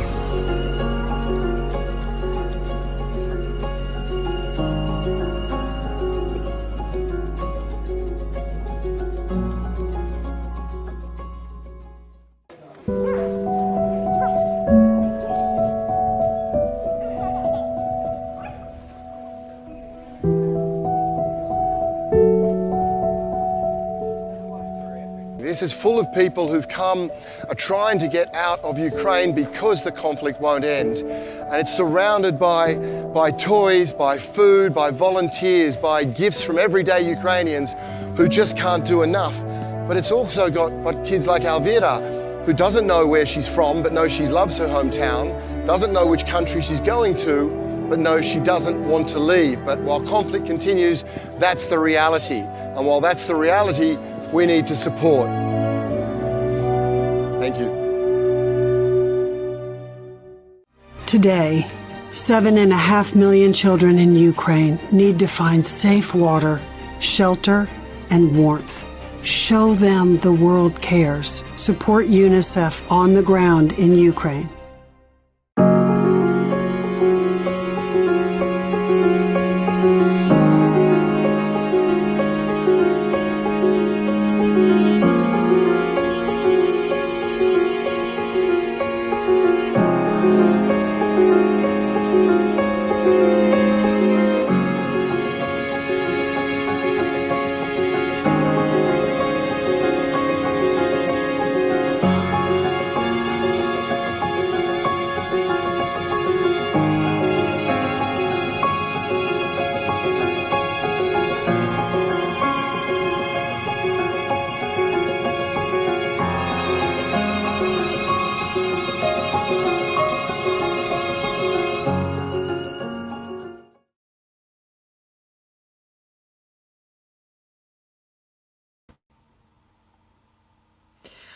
There was a video from UNICEF which they prepared for us to educate our viewers, every one of you, about what it is exactly they're doing. When you are giving money to this, to the UNICEF program in Ukraine, this is what they are doing. They are right there on the ground, holding hands of those children, displaced people, and people who are devastated by this situation. They're helping them rebuild their lives in the new situation, walk them through the steps. And now we are going again to the press room in Chicago, Ukrainian Institute for Modern Arts in Chicago, and I believe Steve is ready to interview the next person. But before you do, Steve, I want to ask you, have you refreshed where we are with our donations? Here's the QR code for everyone. Yes, I'll do that right now. We're going to do a little refresher here, and that is us. So we'll do a refresher, and it's going to be quite a dramatic change. We are, believe it or not, we are at $20,001 and $1.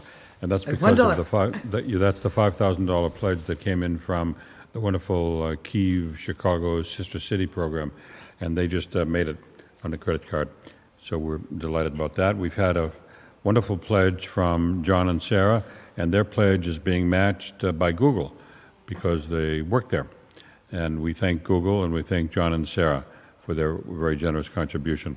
So we have I have as my guest a wonderful jazz singer, Olha Tsvyntarna, and I'm going to unmute myself so I can hear myself talk. Olha, you arrived in Chicago just a few weeks ago. Well, March. A little earlier, the 1st of March. Yeah, a few weeks ago. Yeah, a few. March, April, isn't it still like April? Forever, yeah. It seemed like forever. And could you tell us a little bit? You're a jazz singer, and I'm an English teacher and jazz singer. Well, I was an English teacher in Ukraine. And you escaped.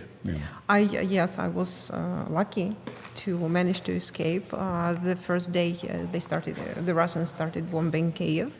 The 24th of February, my husband woke me up and my son, and he said that they are bombing us and we need to pack quickly and just leave the city.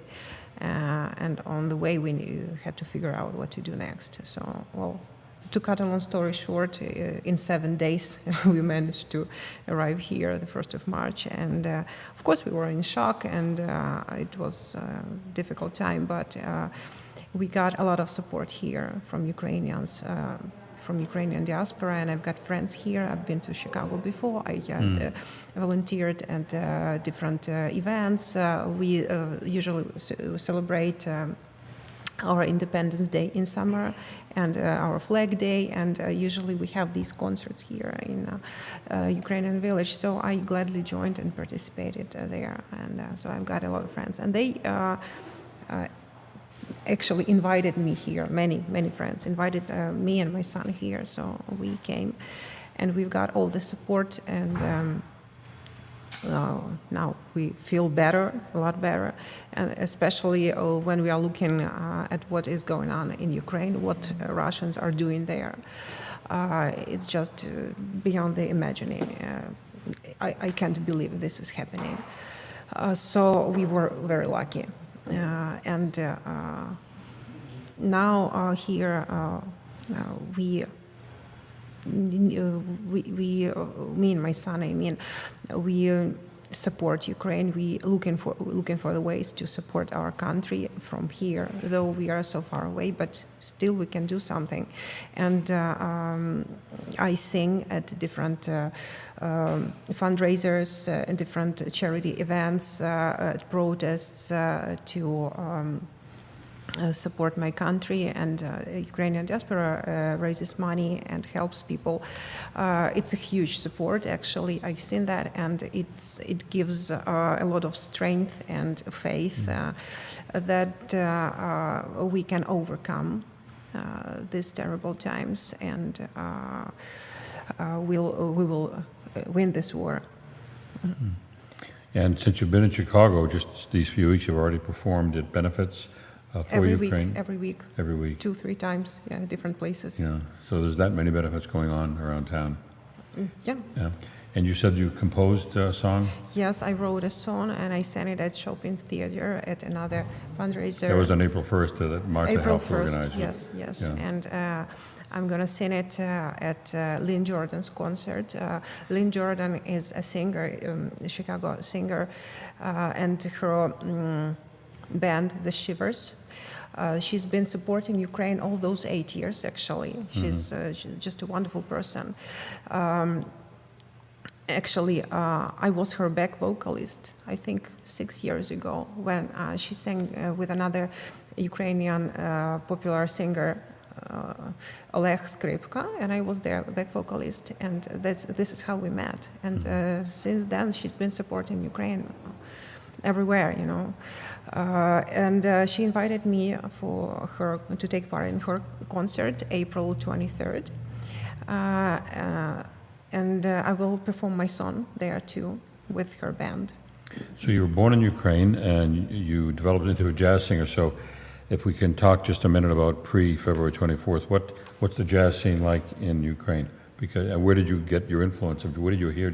Well, I'm sure there's plenty of places to hear jazz, but so you became a jazz singer in Ukraine. What's the scene like for jazz in Ukraine? Right now, jazz is in Ukraine is at the very high level. You can find very professional, very good musicians in Ukraine, jazz performers. And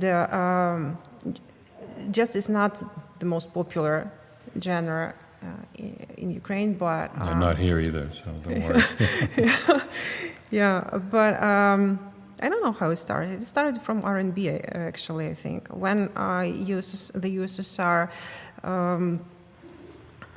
ended its existence, we started to uncover the world, what is happening in the world. You know, we were behind this wall, and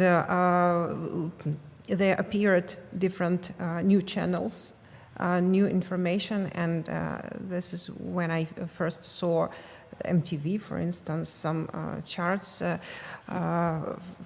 and I discovered first R&B, and then I heard jazz music, and I really enjoyed this freedom performed in this music. Like jazz was invented, if I can say this word, right? Invented by black people in America, and this community was in such a desire for freedom, in such a deep search for freedom, that they managed to put this freedom into music. They were not free, but their music gave them opportunity to create things the way they liked it. In this music, they expressed their freedom. This is what really touched me. You are not in. You can think out of the box when you sing a jazz song, right? Different room, different audience, different day, different mood, and the same song will sound absolutely differently because you're free when you're doing it. And it was created by those people who really wanted to be free. Well, this is how I feel about it. Well, that's about the best explanation of this I've ever heard. And Ukrainians are also people who are always fighting for their freedom. We are always fighting the same aggressor, the same occupant. It's always Russia. We either fight their empire or the Soviet Union. We didn't go there willingly, you know. They made us go there. They killed millions of people after even they joined us into the USSR. They killed millions of people in Holodomor. People were starved to death by hunger. And when we finally gained our freedom again, it's been 30 years, they still can't stand it, you know. They need to take us back. So this is just all over a happening story. And I also wanted to say a couple of words about Ukrainian refugees right now. I see a lot of support all over the world, in Europe and the United States, for people like me, for the refugees. But I think what would be better for the refugees is if the countries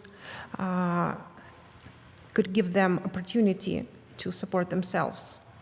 For instance, I had a guest visa, right? So I came here as a guest, but this situation is that I cannot go back right now. So yeah, I just need an opportunity to work and not to be dragged on my country. You know, I want to support my country. I want to be able to send money to support my country, but I don't have the right to work. So I would really be thankful on behalf of all the refugees if the authorities of different countries that are accepting us right now would give us opportunity to support ourselves and support our country simultaneously. So. That's a big order to change, but it certainly makes sense. It's the time of changes, big changes. I'm just curious, who were your most influential jazz performers, singers or instrumentalists? Oh, I think it's Ella Fitzgerald. One of my favorite, and also Sarah Vaughan, also Ray Charles, you know, all those icons, we spoke a little bit about Billie Holiday. Billie Holiday as well. Billie Holiday as well. Yeah, I'm going to send you my Billie Holiday program. Thank you. Yeah, which today just was not nominated for a BBD. Can't win them all. Well, that's the way you described how the African American people in the United States expressed their freedom through the music was, as I say, you're an English teacher, and you're a very good one because you just expressed that about as well as I've heard anybody express that. So I hope you'll keep performing in Chicago. I'd love to hear you sometime. Are you on the YouTube at all? You are? Yeah, sure. Did we put Olha's name on the screen so that other people can find her music on YouTube? Because I'm dying to hear how you interpret jazz. There she is. So you should write that name down, which I have here, and I'm going to look you up on YouTube. And, right now? No. Oh. Okay. But thank you very much. And we're talking with Olha Tsvyntarna, and we, you know, our heart goes out to you, and we hope you thrive to the best you can in Chicago with your son, and we hope you're reunited with your family soon. Thank you very much, and thank you for supporting Ukraine. Thank you, Olha. All right. Very moving story, and I'm sure Olha is a fabulous singer. She certainly lists references, Ella Fitzgerald and Sarah Vaughan and Ray Charles and her early influence of R&B. I'm going to go right to YouTube as soon as we're off and look up Olha, and you should too. So we have now gone over $20,000. We had a $5,000 pledge just a moment ago from a guest who is on the Kyiv, Chicago Sister City program, Vera, and that was quite a surprise for us. We weren't expecting that. She said it would be nice if it could be matched. She didn't, as Robert Mosky, when he gave us $3,000, said it's got to be matched, or you don't get it. And that's a good way to make a match because it's a big incentive. Most people who say that on a match, they give it anyway, and I'm sure Robert would have. But we made the match, and we made the match from Ferguson, from the $2,000 match in the morning. I did want to point out, and I think we'll make this $5,000 match. I did want to point out that we've had a wonderful photographer. Dimitri has been around all day, and his photographs, according to Bill, can be found on Instagram at UIMA Chicago. And he's a wonderful photographer because I've seen some of the images and some of the things he's done. So you go to, when you're on Instagram, I guess, I'm not an Instagram person, you go to UIMA Chicago, Bill. Is that it? That's it, he's nodding. So you can see all the pictures that have been snapped here by Dimitri. He's wonderful. And I wanted a shout out to some of the people who've been behind the scenes here all day, starting with the Bill Yeomans, who is setting up all of the video you see here. He's been here since 4 in the morning. Our thanks to Eric Arunas, who was here, I think even before us, audio man. Bennett Spencer on video. Michael Menhoff was here earlier, and Andre Shane, who is here right now, and I think I probably left a few people out. So we thank you all for your contribution here. I told one of the engineers that I would share my fee with him. I want to distribute my fee all around to everybody, because that's just the type of person I am. Yeah, no, we're all volunteering here. And I know the crew in Virginia. Yana, you put up a screen which showed all of the, something like 8 or 9 people who've been behind the scenes, and you've been working all week and even longer on this, and we appreciate that very much. So this is a fundraiser for Ukraine. We're at the Ukrainian Institute for Modern Art, and here in Chicago, in a section of town appropriately named Ukrainian Village, and we've been raising funds for UNICEF. We've been working very closely with UNICEF, and I know they appreciate the efforts. I also want to shout out to the Illinois Broadcasters Association, because in another part of the building, they've been set up all day interviewing even more people than we have here and putting it on TV and raising a tremendous amount of funds for UNICEF, and we appreciate that. So I don't have any guests here, Anna. Beth, are there any guests in the wings here? We've run out of guests, but we haven't run out of material, and we haven't run out of friends on this stream. So if you go to, I also want to thank Alpha Graphics on West Washington Street, because the banners that you can see, I guess you can see them, or you have seen them, they were donated by Alpha Graphics. Joni Bahak, I want to thank Joni for the work that she did behind the scenes. We were asking Alpha Graphics if they could give us a break, because they were expensive. And at first they didn't say anything. I figured, all right, well, we'll just pay for it. And then the guy there, Andrew, announced, well, no, I'm donating it. And we didn't expect it, so that was very generous. So back in Virginia, we're going to hand the things back over to Anna, if she's still up, still awake. Yes, she is. Yes, I am here. You were here in the morning, I think, too, weren't you? Yeah, you probably taught. Here. I got to turn the mic here. Now I can hear you. Okay, now I can hear mine twice, and I can hear you once. Okay. And yeah, we were here at the same time as you guys, tech checking and preparing. And let's, since we're saying thanks, I think you forgot 2 anchors who filled in for you when you were busy in the other room. Oh, yes. Thanks to Dan Bindert and Roger Badish for filling in. Wonderful. Dan Bindert is the general manager of a radio station here in Chicago, WDCB.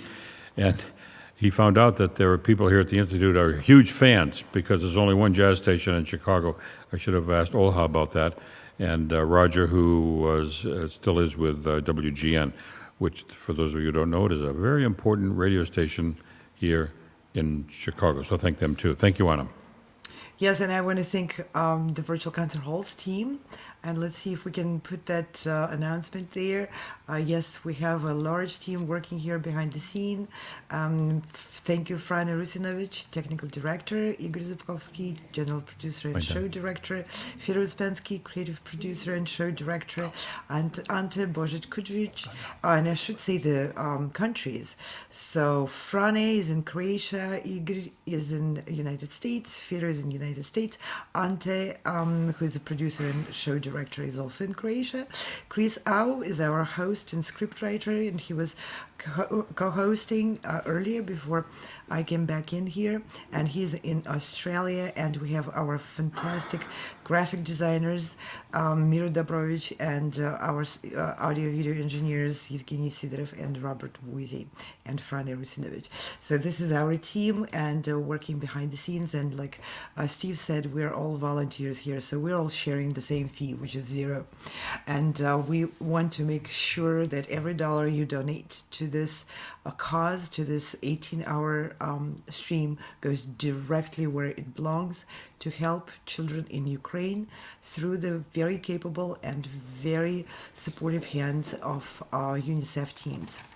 So every donation you make through this QR code, and let's put up the URL again for people to be able to go, if they prefer to go by URL. Here it is, right there, and you can see another QR code.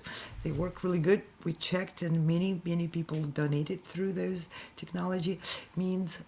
Please consider going to those sites and donating to UNICEF. UNICEF is currently working tirelessly in Ukraine, helping displaced children, keeping them safe, keeping them warm, keeping the shelter over their head, and providing them psychological counseling, which is very important too. And Steve, if we don't mind, we were on a music theme. You just had a musician as a guest. We actually have a video which was prepared to us by an aspiring concert guitarist, a young lady. She's only 15. Just before the war broke out in Ukraine, she was on a really good track to becoming a concert performer. She won an award in the international competition, the Sound Specific competition. She really mesmerized the judges during her performances. She went through 3 rigorous tours and of live performing online virtually. So she's in Kyiv, and she was able to record her address. She's speaking about her experiences and then playing some music which you all, I'm sure, will recognize. Let's play that video.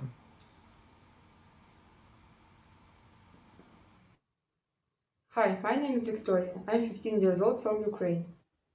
On 24th February, I woke up to the sound of explosions, and I immediately understood that was the beginning of the war. After that day, my life changed a lot. Every night I should have slept fully dressed and with important things on me, so that at any moment I could quickly run to the common corridor. After some time, the situation got worse, so me and my family went to another city in Ukraine, Cherkasy. It was the first day from the beginning of the war that I could sleep normally. After some more time, we went to another city in Ukraine, Ivano-Frankivsk. It is in western Ukraine. Here is kind of safe, but still every time I hear strange noises or sirens, I get really scared. Because of that war, my home in Kyiv lost its main value, security, so I could never feel safe there. And now let me play you the national anthem of Ukraine.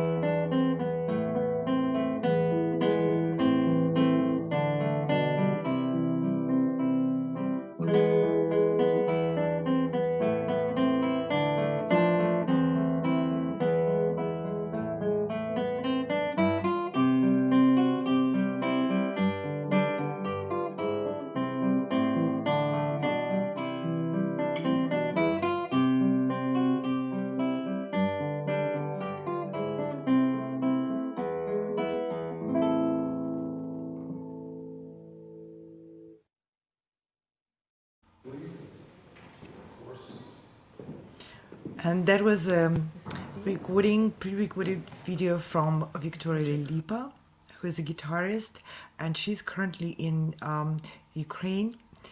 She sent this video for this program in support of our effort to raise funds for UNICEF and for UNICEF emergency response work in Ukraine. And we have more videos which were sent to us while we're waiting for more guests in the Chicago press room. Steve, do you have some news how much time we have to show some of our other pre-recorded addresses? Oh, you could play those now if you'd like. I have a guest who's a wonderful gentleman, Taras Drozd, but we can, if you have some music you'd like to play now, we could, you don't mind waiting a little bit, do you, Mr. Drozd? Do you have a video you'd like to play, Anna? Hello, nice to meet you. Well, we were talking about jazz, and we actually have a pre-recorded address from Anthony Jin, who has very deep family connection to jazz. Would you like us to play that, Steve? Sure. Okay, let's roll video number, let me see, on my list. That is Anthony Jin on VA7. Let's roll that video. What a show! We are here for one reason and one reason only, and that is to save the children of Ukraine. So tonight, I want you to dig as far and deep as in your pockets as you possibly can for these children. They need clothing. They need food. They need to go back to school. This has got to stop. Putin wants to take everything away from you. Your democracy, your language, your schools, your hospitals, your everything that you have dear on this ground that you built, and now he wants to tear it down. Please, 35 cents. We can help save a child. We can help save Ukraine. We can help make sure that there's hope, that there's love, and that peace will overrule evil. Please, 35 cents a day. That's all we need. My heart goes out to all of the children of the world, and especially here in Ukraine. We have to help. Just $10. I know $10 is not going to hurt you, but it could sure help a lot of people. The mothers, the fathers, the brothers, the sisters, the fathers that need to come home and hug their kids. Please, 35 cents a day, that's all, $10 a month, please.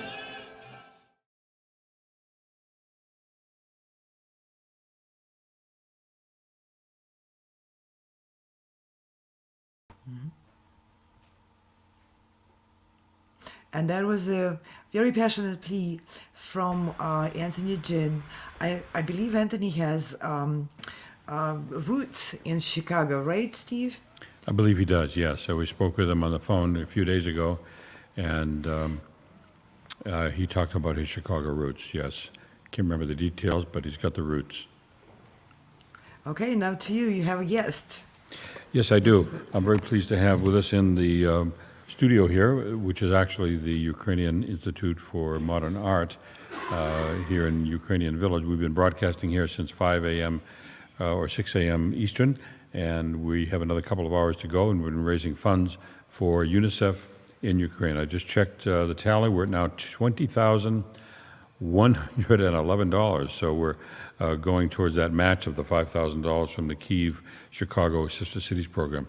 And my guest is Taras Drozd, who's the president of the Heritage Foundation of the First Security Federal Savings Bank. Taras, it's good to have you here. Nice to be here. Thank you for inviting me. I don't know if you heard, we're listening earlier, but Vera, I don't have the card of her last name, who's with the Sister Cities program. Maybe you know her. Yes, Eliashevsky, yes. Yep, and she was sitting right in that seat, and she gave a wonderful interview and had a wonderful displaced person here, told us a very sad story. And then she said, Steve, I have a surprise for you, and they donated $5,000. Wonderful. Right here on the spot. And she went in there and took out her credit card, and it's in the tally. That's why it's at $20,000. Mm-hmm. So you're with the Heritage Foundation. Tell us a little bit about what that's all about. Sure. The Heritage Foundation, the full name is Heritage Foundation of First Security Federal Savings Bank. Right. It's a private foundation, charitable foundation. Our primary goal is to service the Ukrainian American community of Chicago and the greater Chicago area. We've been around actually for 25 years already as a foundation and providing a lot of grants for most of the organizations in the community, the religious organizations, social organizations, youth organizations, schools. The Institute of Modern Art actually gets funding from us as well. The other Ukrainian cultural institution, the Ukrainian National Museum, receives funding from us as well. And we think that by doing so, we're able to maintain a vibrant Ukrainian community here in Chicago and basically continue the cultural identity that exists within the Ukrainian community. The bank no longer exists. It's been merged since that time to larger banks, but they had the foresight to create a foundation, so the foundation would be lasting and be able to continue to fund the needs for the community. Mm-hmm. Well, that's wonderful. And where do the assets from the foundation, where do you get your assets? Well, there was a fund created by the bank, and then when they merged with the other bank, MB Financial, there was an additional influx of funds. So it's an iron fund, and we just take the proceeds from that and distribute that annually. So you have that what's the word I'm looking for? You And can't capital that we work you on. can't touch the principal, but you get the interest. Yes. In a particular year. Well, that's terrific. And you've been giving grants all through. How has your approach to giving changed since February 24th?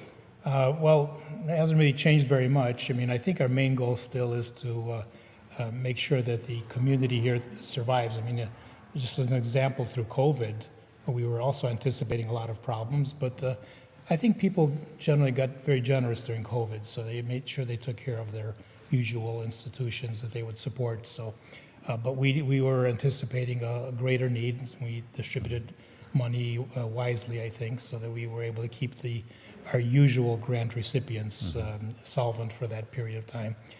I think that's going to continue. I don't expect there to be a big change.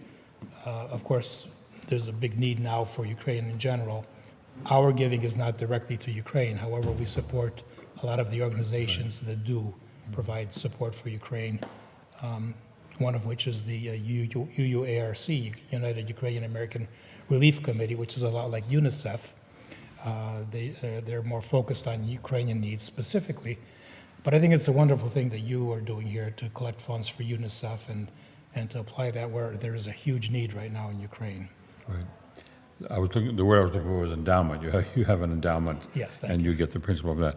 Do you have any ways of adding to the endowment? Do you solicit contributions to make it grow? We don't actively solicit contributions. Occasionally something will happen, a bequest or something of that nature, but we don't specifically solicit it at this point in time. Okay. And so what does the future look like? You'll maintain your support, not necessarily of the country, but the Ukrainians in the community Chicago. here, yeah. Well, I think the future looks good. As I mentioned, we've been around for 25 years, and actually over that period, we've been able to increase the giving from the beginning to now. So I think it looks bright for the community. We really do I think a very nice job supporting the Ukrainian Chicago community. Mm-hmm. But we recognize also that in order for the community here to stay vibrant, we also need a strong Ukrainian community elsewhere in the country. So we support national activities. A lot of the national organizations, for example, are in the New York area. So we can provide funding there as well to make sure that there's a good communication between Chicago and the other communities where Ukrainians have a presence. That's Taras Drozd. He is the president of the Heritage Foundation, the full title, the Heritage Foundation First Security Federal Savings Bank. Thank you for coming by, and thanks for all the good work you do. Sure, thank you, and good luck with the rest of your campaign. Thank you very much. And we are at the Ukrainian Institute for Modern Art, of Modern Art, I guess it's of Modern Art, and we are getting towards the tail end of our 18-hour marathon pledge drive to support UNICEF in Ukraine. And we're doing that because they are on the ground. They've been there for 25 years. UNICEF is in 190 countries around the world. But the funding that you will be giving now, when you go to that funding page and when you go to that URL, goes directly to UNICEF in Ukraine. It doesn't go to other countries. It's the supporting the work they're doing there. You can just imagine the intensity of the work, the complexity of the work, the danger of the work that UNICEF is doing. There are 120 people on the ground for UNICEF in Ukraine. That's probably 1/10 of the number they need, but they're doing a tremendous job. I learned something about UNICEF when Beth McCaslin from UNICEF Chicago was here. One of their primary functions is vaccines, and during the pandemic, she said very casually that they vaccinated 50% of the children in the world. I thought she was going to say Ukraine, but she said in the world. I had to stop her. Did I hear that right? So UNICEF is an amazing organization, and all that expertise and that drive and that passion for helping people is now focused in Ukraine. So if you go to that website, www.unicefusa.org/streaming, you're going to be giving money directly to UNICEF in Ukraine. It doesn't go to a big pot of money. It goes into helping on the ground in Ukraine. We also have that QR code. So Anna, if you're still awake, we're going to turn it back to you. We want to thank you for coming in very much and all your support. Anna, back to you. Thank you, Steve, and thank you for wonderful interviews coming from Chicago. So many people joined their efforts to help bring this program to you, to educate you about wonderful work which so many organizations and so many people are doing right now to help Ukraine in many different ways, whichever ways are more suitable for their field, for their professions, and for what they do normally. But for all of us, I know many people's hearts are going out to Ukraine, and we would like to be there and helping with our own hands, but it takes educated and professional hands to help in situations like that, because you know, the conditions there are very, very harsh and very difficult, and that's what UNICEF has. UNICEF has really highly trained, experienced people on the ground who are taking your donation dollars and turning them into the most effective possible help for people who need it. So we've been running this stream for over 15 hours now. I think it's coming to be 16 hours. And this is a big international drive fueled by the Chicago community to raise funds to support UNICEF, their emergency response in Ukraine, to help children of Ukraine. And we would like to urge you to be part of this community of goodwill, and add your energy and add some money to this fundraising effort. We are over 20,000 now. We met the two challenges earlier in the morning. We had a $2,000 pledge from Faye Ferguson, and our viewers matched that. And then in the afternoon we had another challenge, and that came from Robert Mosky. That was $3,000, and our viewers, our supporters of this stream, matched that. And then much later in the day, we received a surprise big donation for UNICEF, and that was a $5,000 donation from Vera, from the organization which runs the Sister Cities Foundation and initiatives between Kyiv and Chicago. And that $5,000 were not strictly to match. It was kind of later in the day and in the stream. So that was added to the donations. And again, you still have some time. You can go to the QR code over here, or to the URL, and add your money, your energy, your support to Ukraine's children. Steve, I don't know if you are there, maybe not right now. While we're waiting for another guest in the Ukrainian Institute of Modern Art in Chicago, we would like to show you a video which explains what it is exactly UNICEF does in Ukraine. It's very important to understand the logistics and how the work is organized in there, because the situation, of course, is devastating, but not only, it's also chaotic. And UNICEF is doing tremendous work. We would like to introduce their method. They call it Blue Dots. And UNICEF prepared a video which explains what the Blue Dots are, how they function, and how they help organize this tremendous influx of displaced people, and especially children. So if we're ready with that video, let's roll it.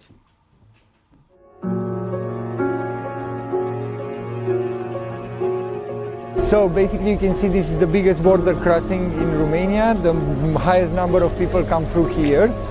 And let me walk you to the Blue Dot and show you what we did. A Blue Dot is a one-stop shop for a range of services being provided to the kids and their families crossing the border here at Siret, from counseling to a warm place to rest and access to Wi-Fi. They're very visible. The UNICEF Blue is here. Also, we hung one from the tree. These are the two containers with the resting area. They're well equipped and warm inside.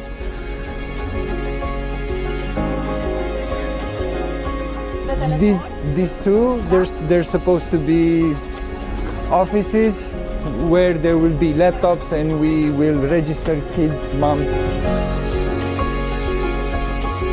We're passing off the blue dot to the local authorities, and they're the ones that are gonna manage it from now on. We're also providing them with training, how to talk with people, how to talk with the kids, how to manage certain situations.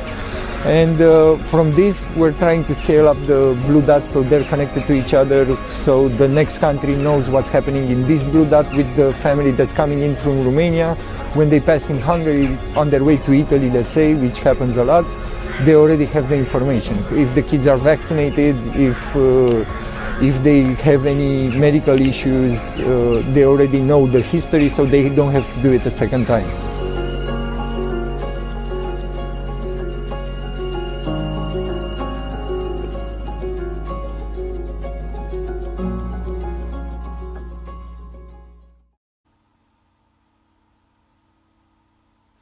We want to thank UNICEF for organizing the blue dots. It makes such a huge difference. You heard the person saying, when people move to the next country and they arrive at the blue dot, all this paperwork is already there.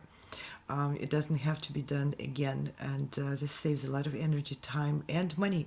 So your money, which you donate now, will be put to work to help children in Ukraine in the most effective way. And next, I would like to say a few thank you words to Ukrainian Institute of Modern Art.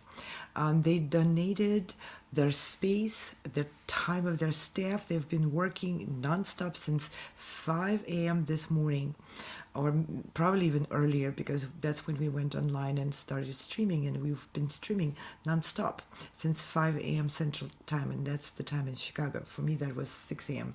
I'm on East Coast. And we want to play a short video which introduces the history of how the Ukrainian Institute of Modern Art was conceived and created, by whom and with what purpose. And it's doing a tremendous work of preserving and developing understanding and awareness of Ukrainian culture, Ukrainian language, and connections of Ukrainian communities around the world. And Chicago has a large Ukrainian community called Ukrainian Village. But you'll see more information in that video coming up. Let's roll it.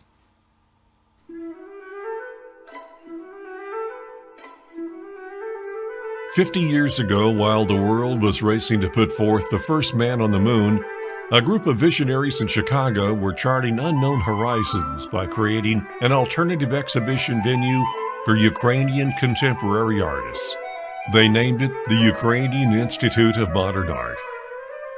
Within a few years, a larger space was necessary, and in 1978, a new location was purchased and renovated. World-renowned local architect Stanley Tigerman was selected to design the facade. He chose a minimalist design with white undulating walls and preserved the original 3 medallions on top of the building to reflect the purity of art. Being connected with the Tigerman name, the Ukrainian Institute of Modern Art is included as a historical landmark on Chicago's architectural tours. A jewel of a museum in Chicago's Ukrainian Village, the Ukrainian Institute of Modern Art has presented contemporary art for almost 50 years and serves as a leader in developing Chicago's West Town into a vibrant art destination. Dedicated to community engagement, it shapes the artistic legacy of the community and the city of Chicago. The galleries host up to 7 major exhibits each year, with featured artists representing a wide range of nationalities, drawing hundreds of art enthusiasts and critical acclaim from multiple media outlets. In addition to the art exhibitions that speak to the quality of the Institute's programming, the Ukrainian Institute of Modern Art has continually featured musical programs by renowned musical artists, including distinguished opera singers, jazz artists, classical musicians, and rock legends. Its distinguished speaker series has included award-winning historians, authors, poets, and novelists. The Institute holds extensive partnerships and group educational exchanges with both national and international art organizations and museums. As a core member of the Chicago Cultural Alliance, The Ukrainian Institute of Modern Art has been instrumental in developing a wide coalition of ethnic museums, which partner to promote the grand diversity of our multicultural city. The Ukrainian Institute of Modern Art today is the result of strength of immigrants, coupled with the powers of art, volunteerism, and vision that enabled growth from a small storefront gallery promoting contemporary art to becoming the Ukrainian Institute of Modern Art, acclaimed nationally and internationally as a museum of contemporary art and center of creative freedom and expression of the highest quality.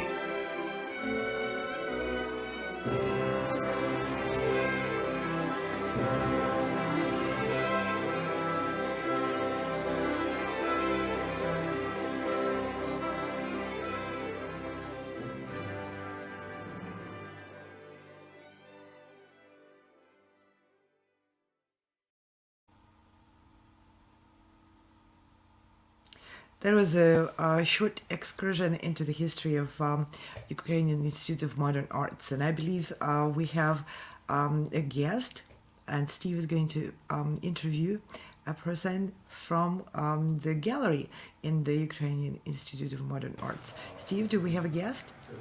Actually, we don't. No, you're stuck with me. So okay, you're the guest. Yes.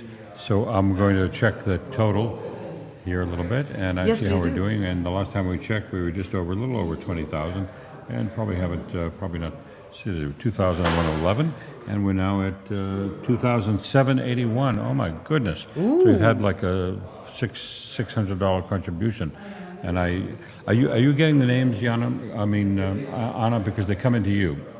Yes, we are getting the names, and UNICEF is really good at protecting everyone's privacy, so we don't get anyone's emails or phone numbers. Or all the information you input in there is kept encrypted on the UNICEF site. But we do get the names, and I was wondering, Steve, if we are allowed to make those names public at some point. Well, if you would send me the names, we probably have quite a few that stacked up. Then I'll read them. Some people we might know. If I know them, I'll read their full name. If not, I'll just read the first name and the amount. When we read the whole name, we never give the amount. If this, like, it could be John who gave 10,000, or it could be such. And we never mention the first name and the amount. If I know the person, we'll use their whole name. You want to email those to me? Absolutely. Yeah. Okay. So Terrific. you want to do that on the broadcast while we're still live? Yes, I'd be happy. I'd love to read names. One of the ways to encourage people to call on a drive like this is to read names so that there are examples, and it's one of the things we do, little tricks we have.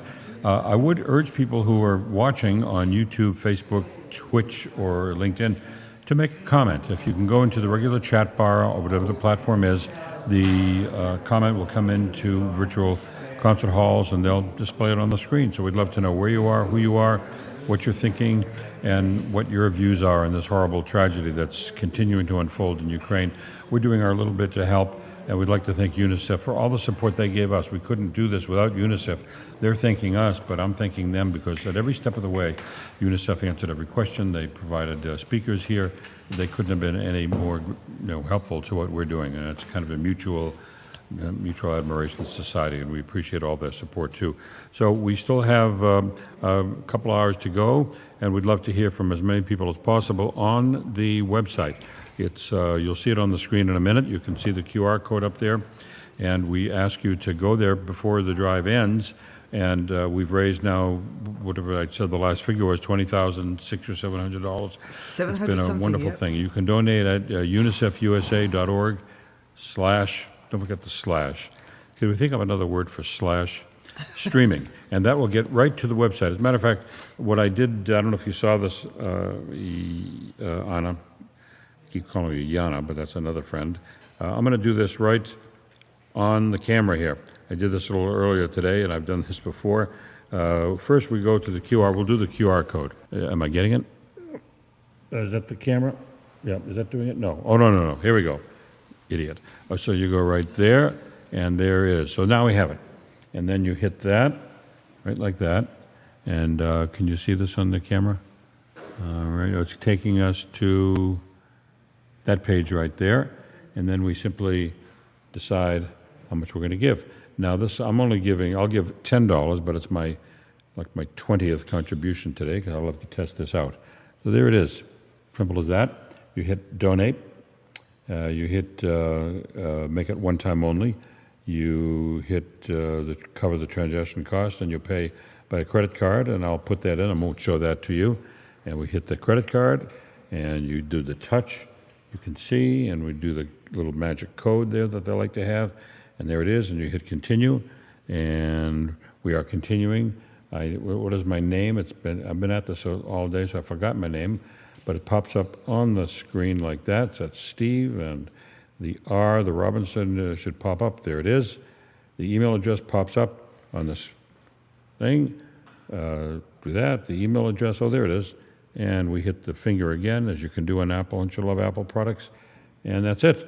And you hit donate, and there it is. It's simple as that. I gave it. Now, how long did that take? It took about a minute. So we'll hit continue, and we're done. Now, in about 10 seconds, that'll show up on the stream. So that's how fast it is. You can do it. What did that take, on about a minute? So please follow my example and do what I just did. And I just wanted to point that out just to show you how simple it really is and how fast it is. But you knew that. We don't ask a lot of, UNICEF doesn't ask a lot of questions. They don't ask your gender. They don't ask your age. They don't ask your height or any of that stuff, your IQ. It's very simple, and it takes about a minute. And it's very, very secure. You will get a thank you. I'll show you how fast the thank yous come in. I'm just going to go to my email. And I love the fact that this happens. And it is right there. Let's see, can you read that? I don't know if you can see that. It's thank you for your help. There it is, just like that. And they mean that very sincerely. They can't thank everybody, individually, because they get thousands of contributions. So I hope that will inspire you to do it. It doesn't take much time. And there's the address right there. I did it through the QR code. You can do it through unicefusa.org/streaming.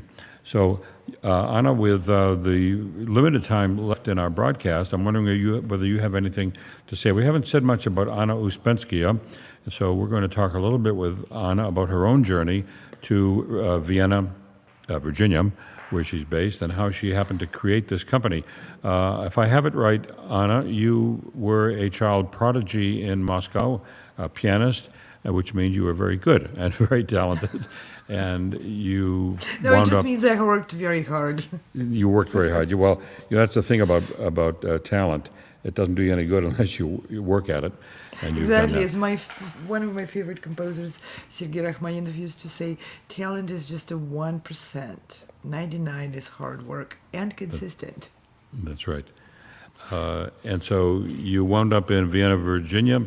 Your husband, I think, is a cellist. Your son is a Juilliard-trained violinist. He's on this team. And so you're in Virginia, in the Washington, D.C. area, and performing and teaching. And so where did this virtual concert halls thing come from? Well, it came from pandemic and from drive to do something good no matter what.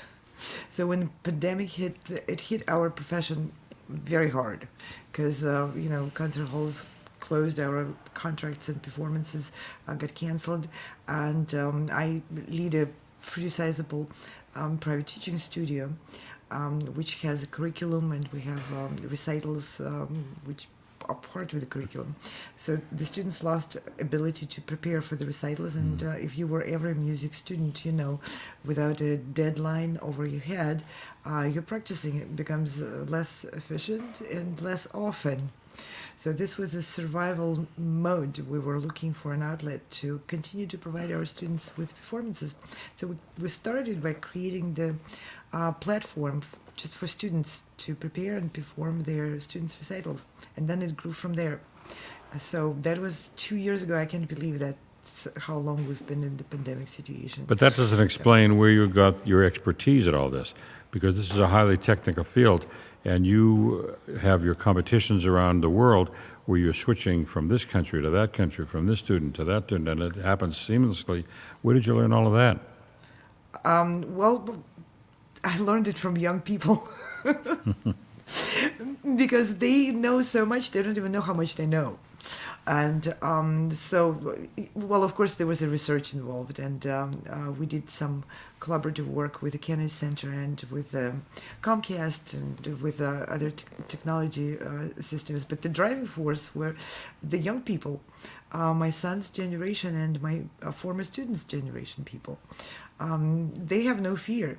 They have passion and they have confidence that technology is capable of magic, and it is.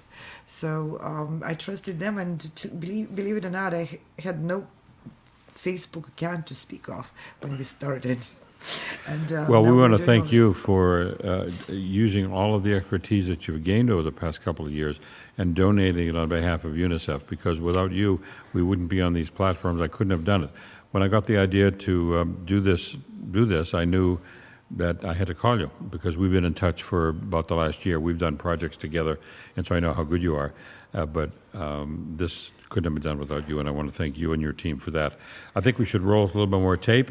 I'm going to leave the choice to you. I have my favorites, but I'm going to leave that to you. We have a new one, the guy from State Farm. That's a very good one. I love the wonderful piece from Toronto Strings. That's so beautiful. The dancers from North Shore here. There's just so much to choose from. You know, we might, there was so much contribution. We might end the drive with a marathon of running most of them just in a row. So anyway, Exactly. We're doing well here. The funds are still coming in. You know where to pledge. We've said it a million times. www.unicefusa.org/streaming, or use the QR code on the screen. There you go. Jan, I'm going to turn it over to you and see what you come up with. I would like to show the video which came from Chicago, actually, from the Elegy school. The children of the school are studying languages and culture, the Ukrainian language, and they prepared a beautiful tribute to Ukrainian children. So I would like to start with that video. If we're ready, give me a thumbs up, my team on the back.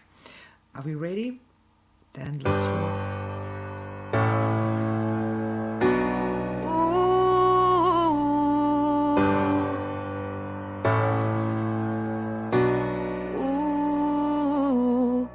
Діти плачуть, діти гинуть по нашій землі.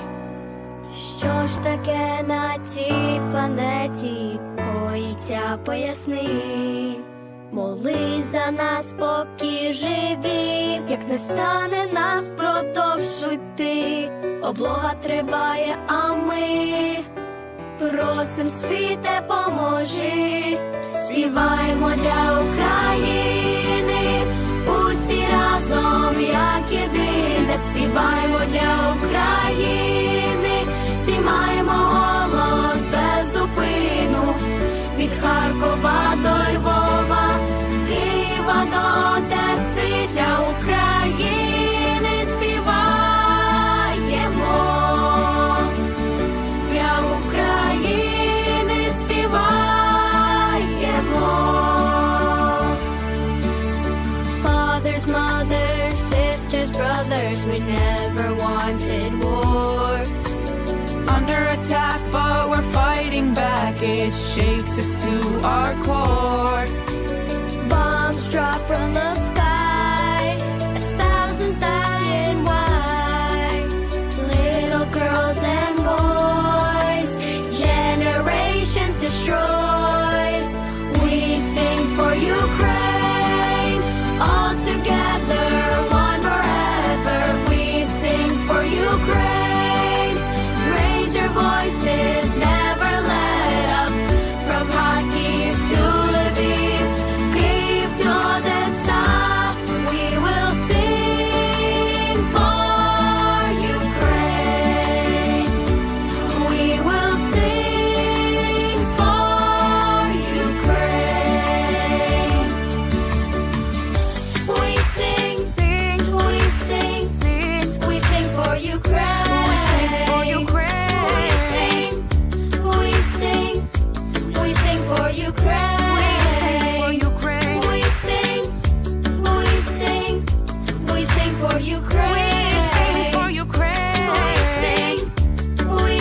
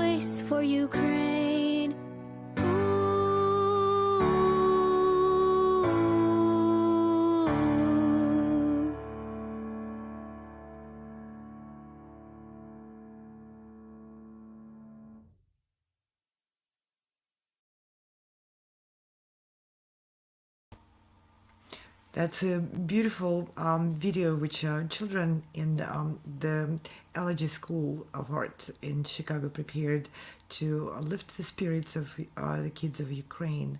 There's just so much going on and so much tragedy going on. But the children of Ukraine are showing tremendous endurance and belief and faith in the goodness of the world and the goodness of their country. So it was wonderful to see children in Chicago sending the optimistic feel to Ukrainian children. This is a drive to raise funds for the effort of UNICEF, and here is a URL.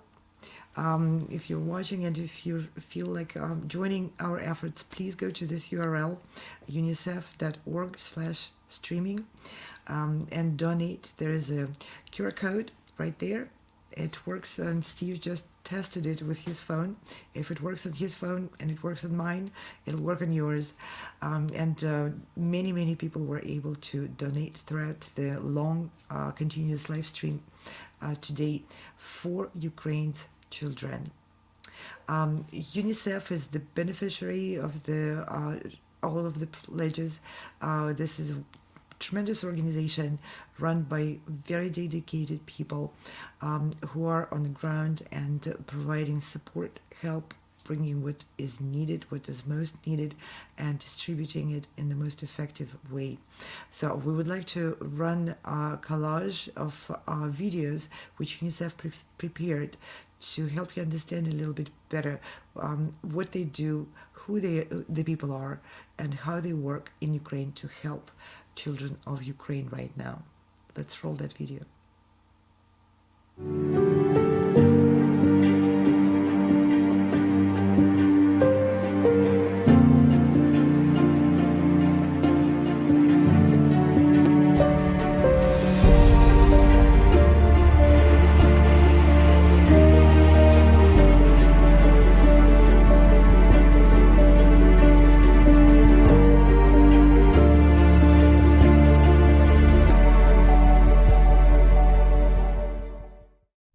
I'm in Ukraine, about 50 kilometers from the border of Poland. This border is packed with cars that have come for days and days to get to this point. People are also walking. This is 50 kilometers, that's a 10-hour walk. It's freezing, it was snowing a couple of minutes ago.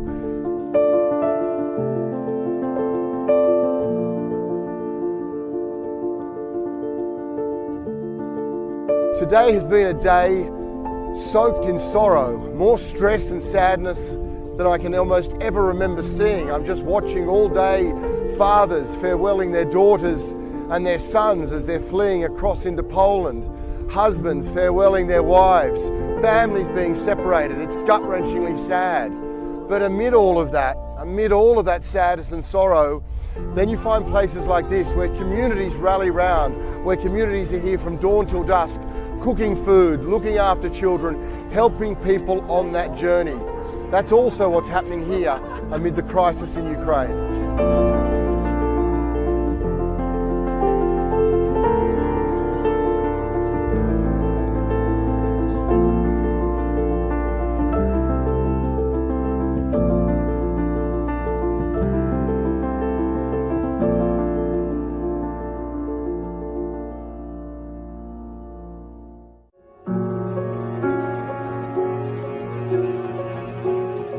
So basically you can see this is the biggest border crossing in Romania. The highest number of people come through here. And let me walk you to the Blue Dot and show you what we did. A Blue Dot is a one-stop shop for a range of services being provided to the kids and their families crossing the border here at Siret, from counseling to a warm place to rest and access to Wi-Fi. They're very visible. The UNICEF Blue is here. Also, we hung one from the tree. These are the two containers with the resting area. They're well equipped and warm inside.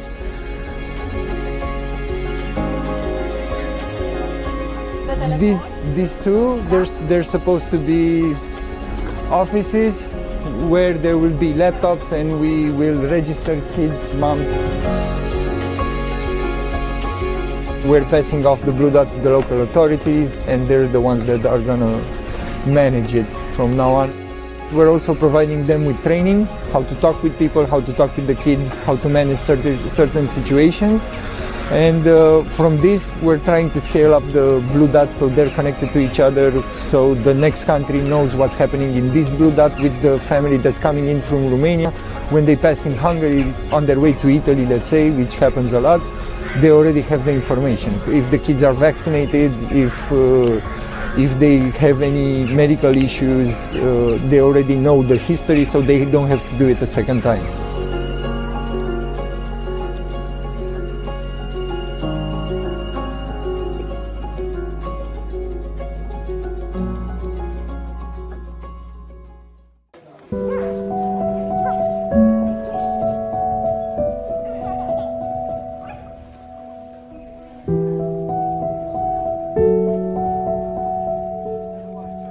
This is full of people who've come, are trying to get out of Ukraine because the conflict won't end. And it's surrounded by toys, by food, by volunteers, by gifts from everyday Ukrainians who just can't do enough.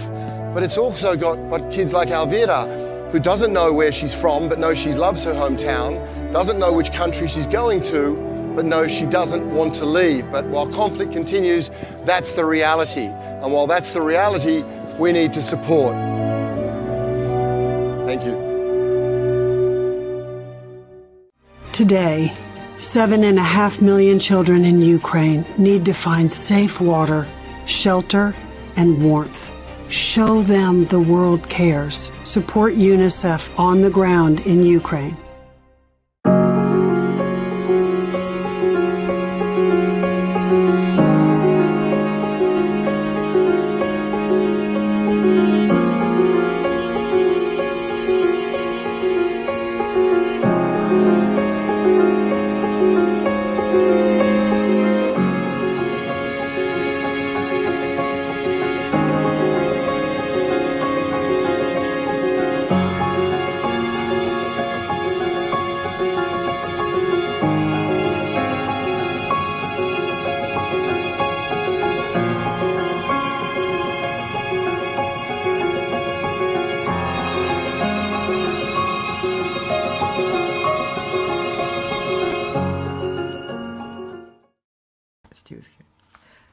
Okay, so this was a collage of segments explaining what UNICEF is doing on the ground, and if you're just tuning in now, you're watching a live stream dedicated to our effort to raise funds for UNICEF and its emergency response actions in Ukraine. So your donations go directly to UNICEF and directly to this mission of UNICEF to help Ukraine's children.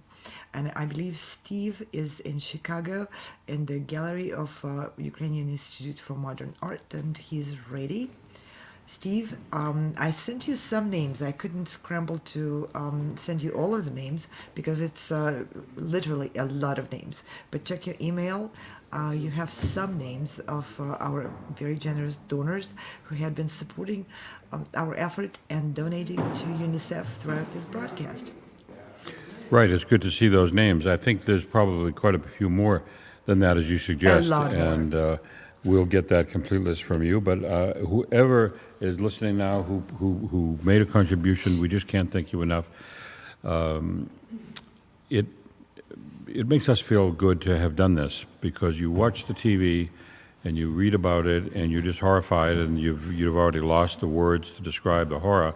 And so we've done a little bit here, and your team in Washington and Virginia has done a great job. Our team here at the Institute has done a terrific job, and I can't thank enough the Institute staff, because we've really stretched them to the limit. So everybody's pitched in here. And I hope the listeners and the viewers who have had a chance to make a contribution, I'm sure for many of those people, Anna, they were giving not for the first time, but probably for the second and third and fourth time. And so we thank you for that. I'm sure some people, I hope, took this opportunity to make their first contribution to help UNICEF and help kind of mitigate what little we can this unfolding disaster that's happening right here in the 21st century. No one ever thought we'd see this. but here it is, and we're trying to do our best. We've had some wonderful guests on, haven't we? Yeah, oh yeah, all day long. Guests who are coming in and sharing their stories, their efforts, and what they and their organizations are doing. We heard from refugees, from just people who recently arrived from Ukraine, and some very passionate testimonies, and some experts talking about the situation and giving a perspective of what to expect. This is a really incredible journey and a lot of learning of situation from firsthand from people who are there. And yep, so we do have the names, right, Steve? Yes, we have quite a few of the names. Speaking of names, I do want to thank the crew here, Bill Yeomans, who has been working on this for about a week, and our thanks to Erica Runas. Erica is a sound engineer, and I've been all over the place with Eric over the years. Eric and I met 20 years ago. I was with Eric in Jerusalem. You remember the part we were missing there? And at the last minute, Eric's running around trying to find a part to do a live broadcast. That was back. Eric also engineered a performance of the Mahler Symphony No. 8. Now, you know the subtitle to that, Anna. It's the Symphony of 1,000. That was in Quebec City. And guess how many performers were at that? Did you have 1,000? Yes, it was 1,000 performers. Wow. It was the kickoff to the 400th anniversary of the city of Quebec. And how else do you celebrate your anniversary by having a performance of Mahler's Eighth in an ice rink, ice skating rink, a hockey rink rather? How many mics on that, Eric? 110. 110. He did it himself, and the sound was magnificent. And the chorus and the orchestra were together most of the time throughout the performance. So that was something I've done with Eric. Our thanks to Bennett Spencer.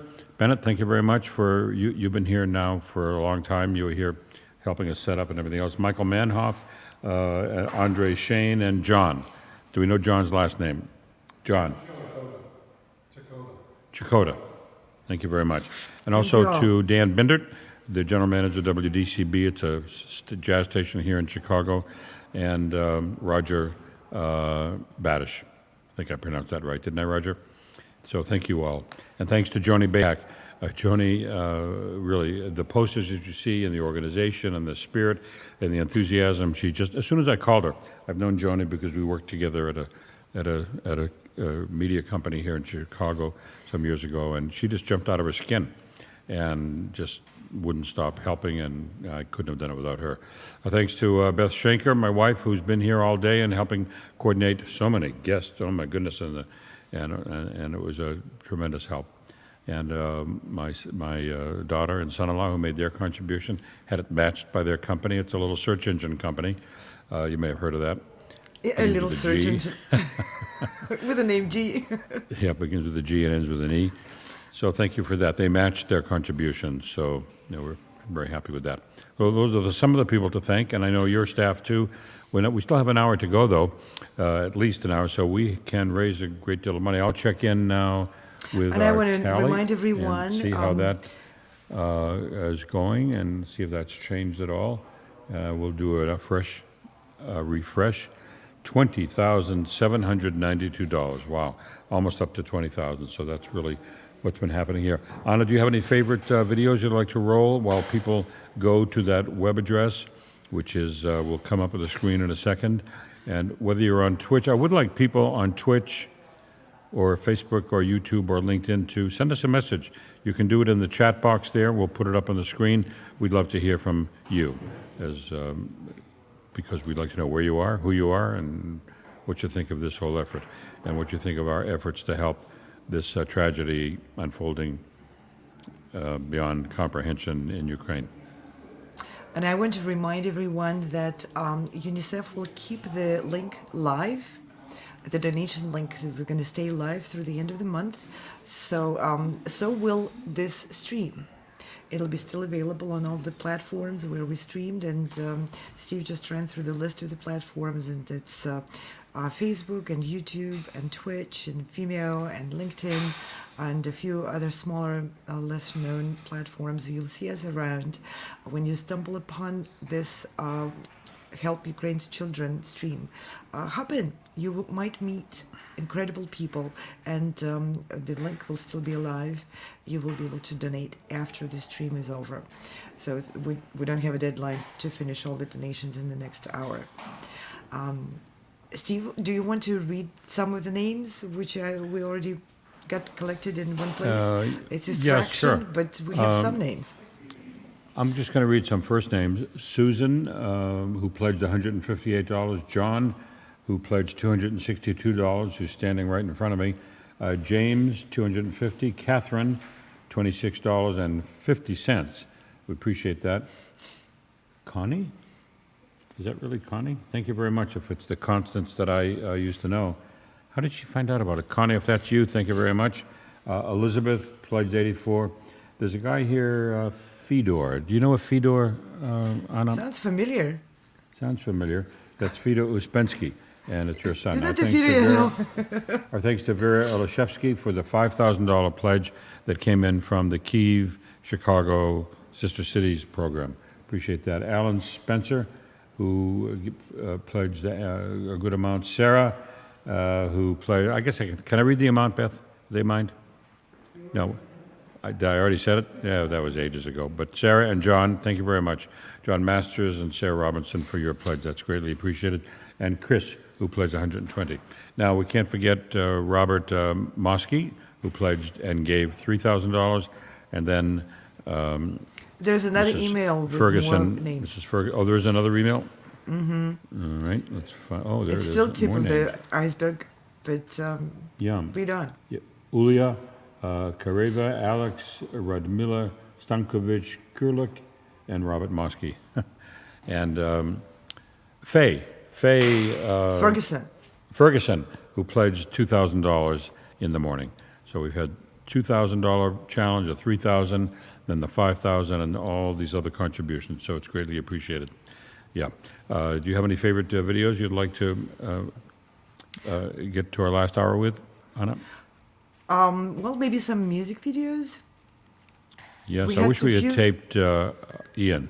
It was a fantastic piece. That was a masterful composition. That's one of the best. It was taped. It is on the tape now. Oh, it is. That was one of the best you're going to be able cello to pieces watch I've it ever again. heard. Yeah. Anytime. It was broadcast. That means it was recorded. So anyone can go back and watch it again, and I certainly will. So we had a few videos given to us by musicians, and one I would like to show from a pianist in France.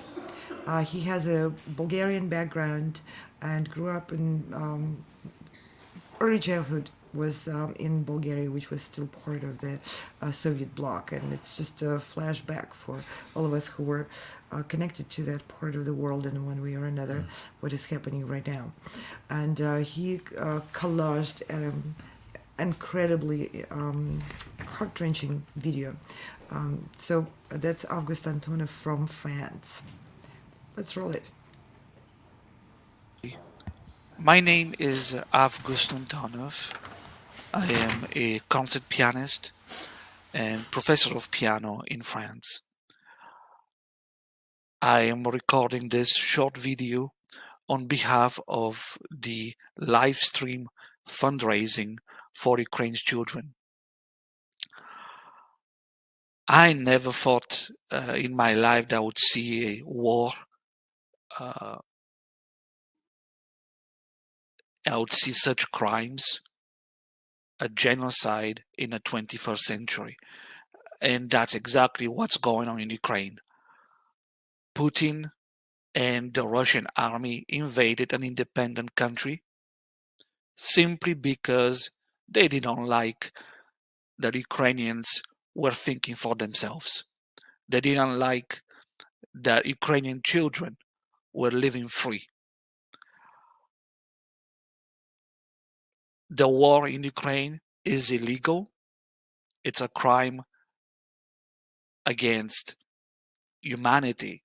It's a crime. It's a war crime, and Putin needs to be stopped now, not tomorrow, not in 2 weeks, not in 4 months, but now. And Ukraine's children are probably I'm gonna say this, are probably suffering suffering the most. It's mind-boggling. It is sad to see kids being displaced because of a war that nobody asked for. Kids being separated from their families, whether it is because the parents are fighting in the Ukrainian army or because they were killed by the Russians. Children are suffering right now, not because of something President Zelensky did or something the Ukrainians did, but because of Putin. I encourage you, I beg of you to donate to the UNICEF for Ukraine's children. They need our help. They need your help. Thank you.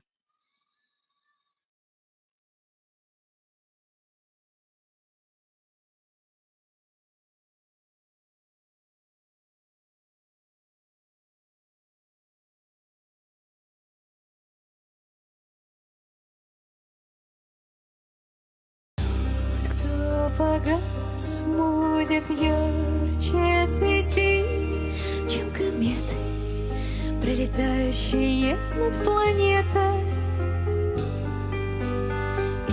Из пустоты, без твоей красоты, не родится юности умная птица.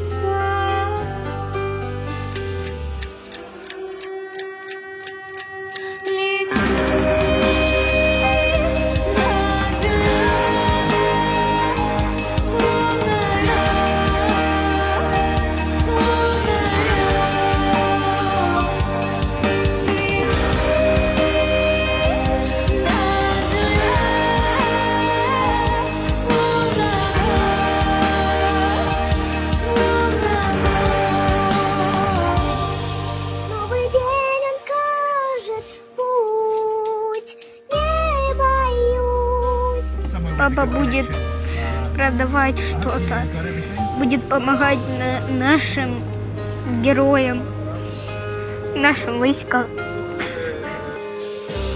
Кто терял, будет снова любить. За рассветом близится вечное лето. Ночь до зари, ты в душе.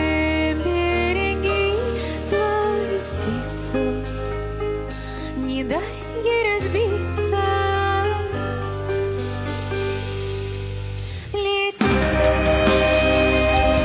над землей, словно я, словно я.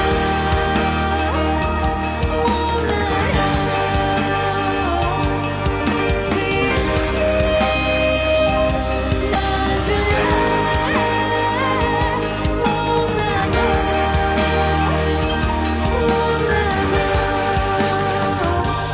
Ты молодец, Володь. Мы именно этого и хотели, и ждали от тебя.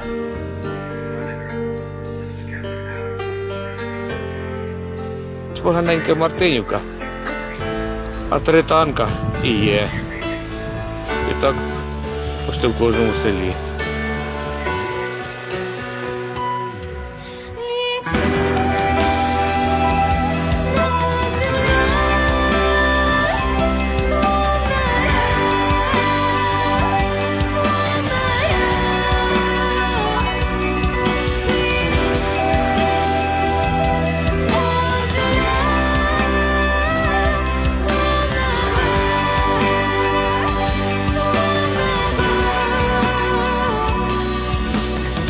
Close the sky rebuild Ukraine.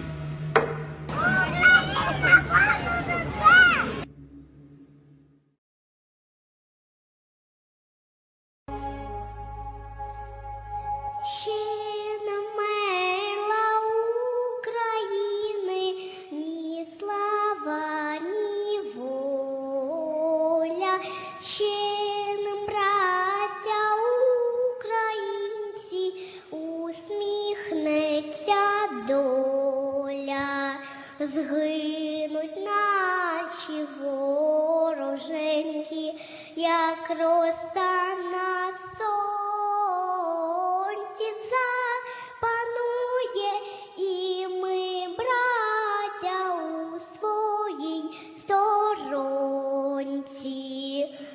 Тишины. Не открывай, храни секрет, будь хорошей девочкой для всех. Закрой все чувства на замок, навечно отпусти и забудь, что прошло уже не вернуть. Отпусти и забудь, новый день он кажет путь. Душу и тело мы положим за нашу свободу і покажем, що ми браття козацького роду.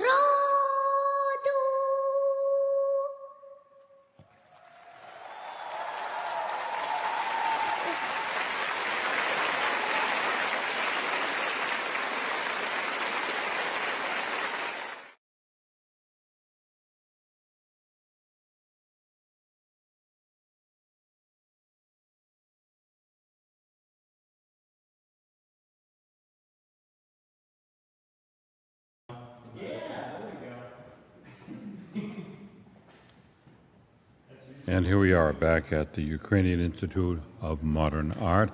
I think I'm on. Am I on? Are we on? Yes, we are. Yeah, we're doing a fundraiser here for Ukraine. Actually, for UNICEF in Ukraine. And I'll take these off so I can hear myself.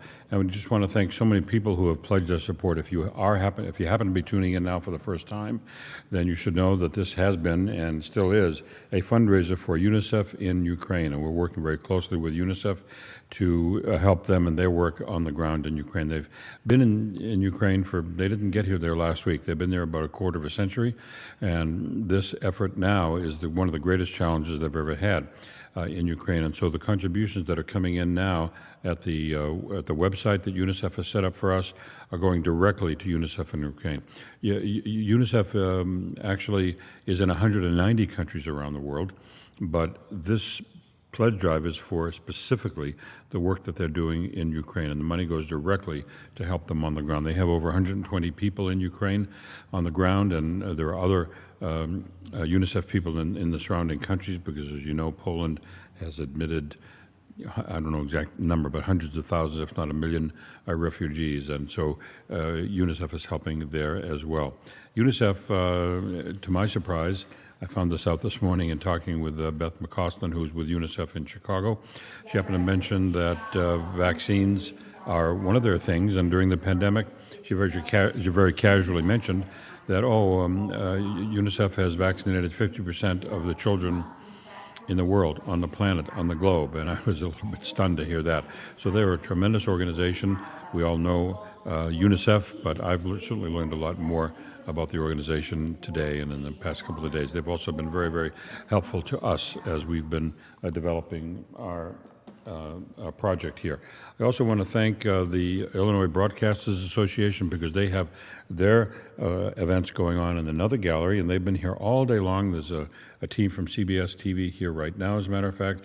We've had most of the TV stations, many radio stations have been contributing, and their efforts have raised something, I forgot exactly what it is, about 150,000 has come in, and we think that the count is actually much bigger than that. If I wanted to shout out to just one of the broadcasters in Illinois, it would be John Idler, the president of ABC, because he jumped on this the instant I called him on the phone, he just said, where do I go and what can I do? And he got the Illinois Broadcasters Association to assist him. He's the past president, and the IBA has just been tremendous in their help of us. So, Anna, I've made a suggestion of some of the videos that we might want to play. Are you there? Come in, Anna. Okay, I'm going to put my phones on again. And do you think it's a good idea to roll that many videos in a row? Absolutely. Can you do it? Yes, we can do that. I already heard from my team. Yes, we can do that. It's 1, 2, 9, 10, 11, 13, and 14. Yeah, it's going to take about 15 minutes, but these are not the UNICEF videos. These are the videos that we gathered from Ukraine, from people in Chicago, from all over the place. I don't know if the State Farm one is in there. That just came in a few minutes ago. But we have, and they're so moving, particularly the young 15-year-old guitarist, Anna, who won your competition, was a prize winner. So some very beautiful comments. Our thanks to we are getting some comments. Mike Vaccaro, did he make a comment on one of the platforms? Yes. Mike Vaccaro, thank you for joining us. He's a wonderful musician. He was one of the judges in the Sound Expressivo competition. Thank you for supporting. Right, I think that was Eliana Lopez I saw from UNICEF. Do you want to roll those videos? Because they're very touching, very moving, and they inspired me throughout the entire day. Absolutely. Number 1 first, and then we go to number 2, and then 9 through 14. Yes, let's roll them. Today, 7.5 million children in Ukraine need to find safe water, shelter, and warmth. Show them the world cares. Support UNICEF on the ground in Ukraine.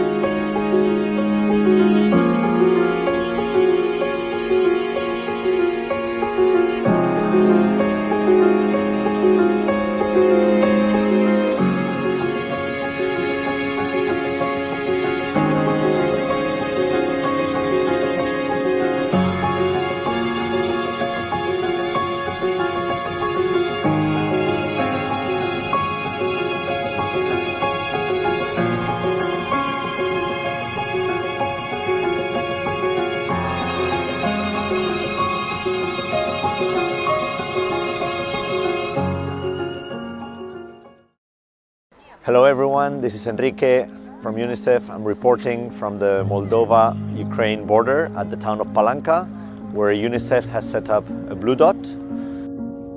The Blue Dot provides services such as psychosocial support for the families that are coming from Ukraine. There are social workers, there are psychologists. It also provides child-friendly spaces for the children who come to be able to play and rest and have a minimum of normality in their current struggle. Dar cel mai mult facem terapie prin joc, deja ținând cont de copil, cât de gata el este să se încadreze în activitate cu noi.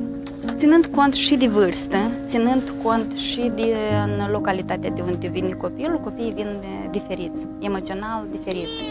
Starea lor emoțională este diferită. Unii copii sunt stresați și nu se lasă de mămici, se țin de mămica și noi nu putem să intervenim, nu avem niciun drept să-l atragem din brațele mamei nici ca acum.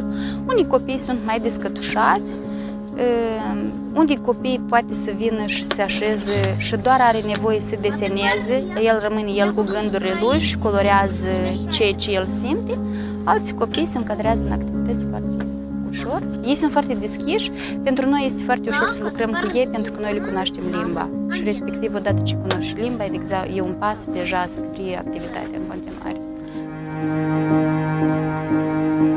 Părinții, cumva, starea emoțională a părinților se transmite copiilor, da? Și dacă părintele cumva apucă așa copilul și strânge la piept și zice nevoie, nu te teme, respectiv copilul se teme. Sunt situații când părinții atât de emoțional sunt afectați, noi mai întâi trebuie să lucrăm cu părinții cumva și apoi să trecem la copii, da? Și dacă vedem că nu putem să intervenim la moment și n-are rostul, noi îl lăsăm pur și simplu pe părinte să se liniștească, să înțeleagă, să pună picioarele pe pământ și apoi respectiv începem sau invers luăm. Atât timp cât părintele este emoțional dezechilibrat, noi lucrăm cu copilul și ea cumva să acomodează situația. Și în momentul dat sunt părinți care spun, spate să vă cuprind, spate să, da, mulțumesc mult pentru acordul care ne-l-ați dat, ajutor. Pentru că acești părinți este important doar să stai să-l asculți. Unii părinți sunt care, da, depinde iarăși de categorii. Să înțelegem că nu toți vin aici, vin cei care au nevoie.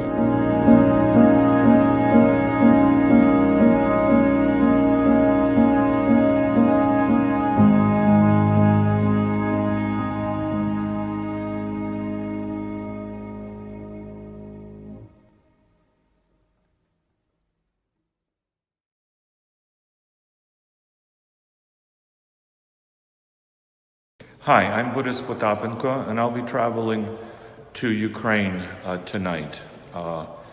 The trip is really to help the volunteers in Ukraine with medical equipment, but also with life-saving, non-lethal defensive equipment. It's so important for everybody to donate as much as they can. Organizations like UNICEF are worldwide and do tremendous work. They have vast experience, and they are on the ground in Ukraine. I'm so looking forward to seeing my UNICEF colleagues and others in their wonderful work. I hope everybody does as much as they can and continue to do so. This is a long time struggle. Thank you.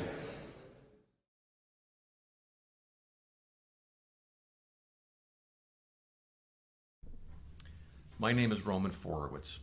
I'm a resident of Lake Forest, Illinois.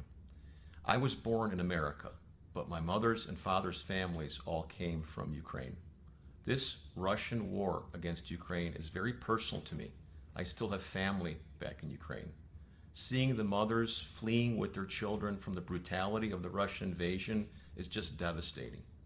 I still remember when I was young, listening to my grandparents talk about how horrible it was living under the repression of the Soviet Union. We cannot let history repeat itself. Please, donate whatever you can using the website address or the QR code listed on the screen. The world needs to come together to help. Long live Ukraine.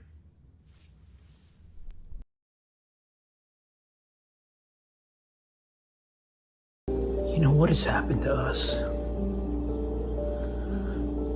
If ever there was a time for us to take a look at our own hearts, into our own souls, we have to do something.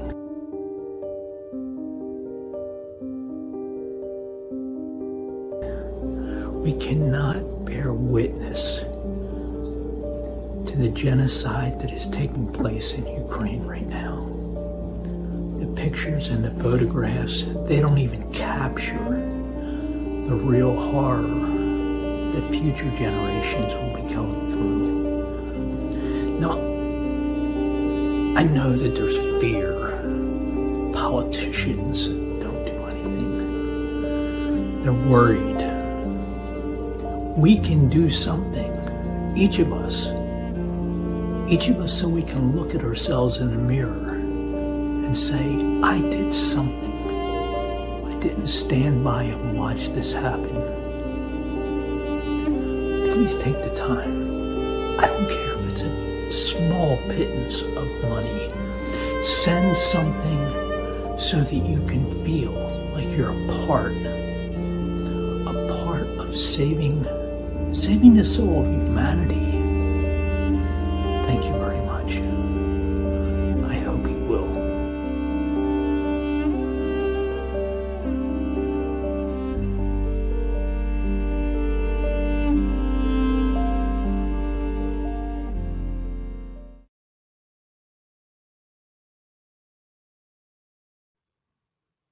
Hi, my name is Victoria. I'm 15 years old from Ukraine. On 24th February, I woke up to the sound of explosions, and I immediately understood that was the beginning of the war. After that day, my life changed a lot. Every night I should have slept fully dressed and with important things on me, so that at any moment I could quickly run to the common corridor. After some time, situation got worse, so me and my family went to another city in Ukraine, Cherkasy. It was the first day from the beginning of the war that I could sleep normally. After some more time, I went to another city in Ukraine, Ivano-Frankivsk. It is in western Ukraine. Here is kind of safe, but still every time I hear strange noises or sirens, I get really scared. Because of that war, my home in Kyiv lost its main value, security, so I could never feel safe there. And now let me play you the national anthem of Ukraine.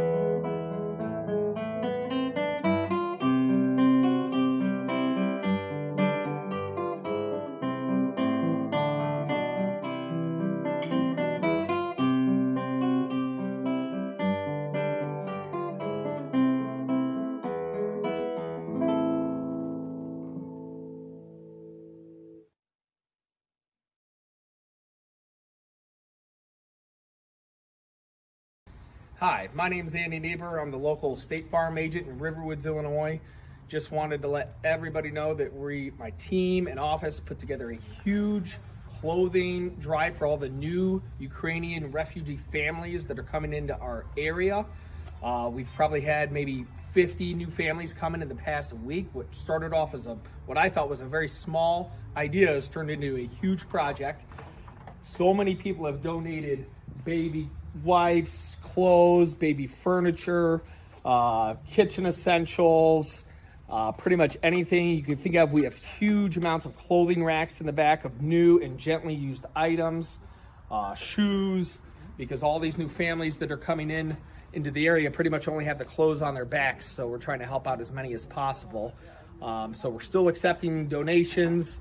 We do need some more folding tables and clothing racks because we have so many clothes but not enough racks to put them on, as well as volunteers. So we just had probably 30 people leave. We cleared out the area and we're, getting ready for the next wave. Hello, my name is Irma de Jong. I'm from the Netherlands, but I live in Italy, so I greet you from Italy. And this is my home, my workspace. I'm here most of the time. And since I was 17 years old, I've been living in many different countries in Europe, which meant getting used to new habits, learning a new language, discovering the nature of the people, what they like to eat, what they like to do. But it was always a free choice. I was never fleeing and I was not a kid anymore. Today we're here to contribute to UNICEF and its excellent work for the Ukrainian children. It's a child's birthright to grow up in a safe place, have a home, and be surrounded by family and people that love them. So we need everyone's support and solidarity. I was touched to see the graphics that were created for this supportive event. And I saw a sunflower.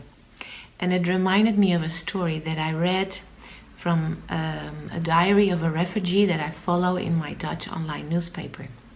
And she wrote, "Many children will now miss their fathers, and mothers and grandmothers inspire each other with tips on social media. For example, many Ukrainian children are now making crafts with sunflowers, intended to support Daddy." It really touched my heart.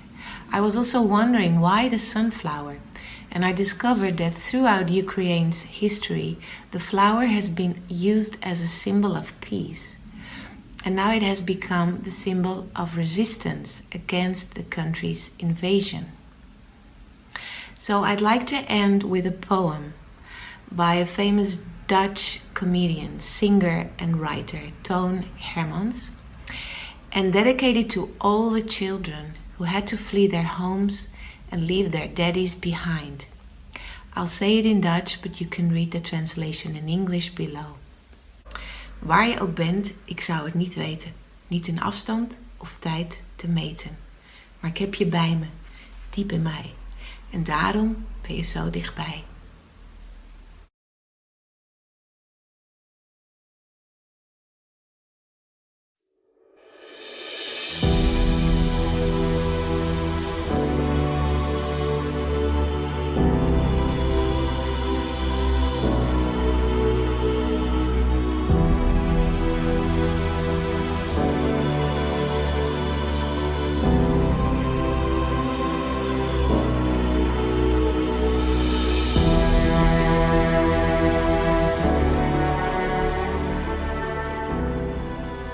There is more to be said than just political jargon. Yet sometimes words are not enough, and so we cry. If you trace the cry of a generation, its contour will navigate the design of a battle cry. As it takes shape, it could drown the souls of many when less than few have barely learned how to truly swim. The young are tested, as the elder have failed. Every child is an imprint of who we are.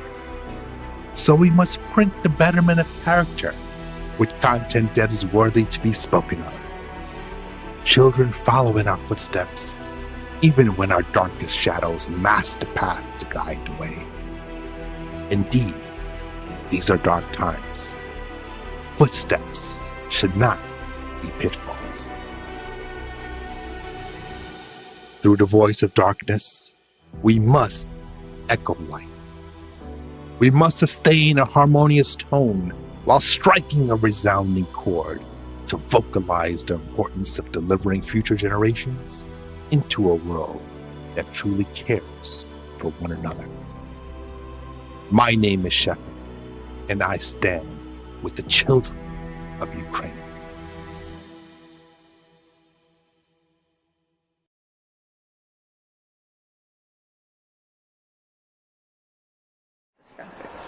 My name is Matria Melnik, and I am president of the Ukrainian Institute of Modern Art. I am Ukrainian American, first generation born in the U.S. My parents left Ukraine fleeing from the Germans during World War II and eventually settling in Chicago. Putin attacking Ukraine, a peace-loving, sovereign, democratic country with war, breaks our hearts. We at the Ukrainian Institute of Modern Art are honored to partner with the virtual concert halls as part of the online fundraising endeavor to collect funds for UNICEF USA, as they are providing aid to children and families in war-torn Ukraine. Thanks also to Steve Robinson for planting the seed of this wonderful fundraiser. Russia's armed attack on Ukraine is unprovoked, illegal, and unjustifiable. Called a special operation by Putin, it is in fact the mass murder, the barbaric massacre of Ukrainian civilians. Perhaps the most terrifying and devastating of this invasion are children experiencing trauma, being wounded or killed.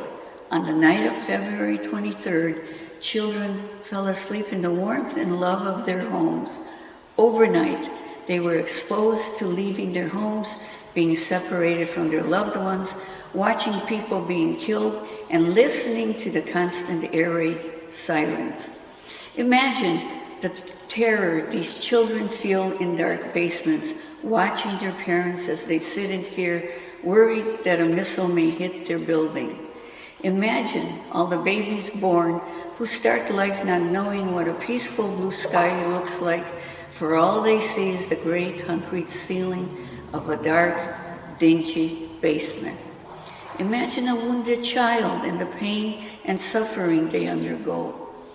Imagine a child seeing her mother being hit by a bullet and falling lifeless to the ground. A child shuddering in fear every time a siren is heard. There will surely be a new generation of traumatized adolescents. We need to help these children. Please find it in your heart to support Ukraine's children by donating at www.unicef.usa.org/streaming or using the QR code. I thank you. Всім привіт! Мене звати Артем. Я живу в Херсоні під окупацією. У мене є брат-близнюк, його звати Ілля.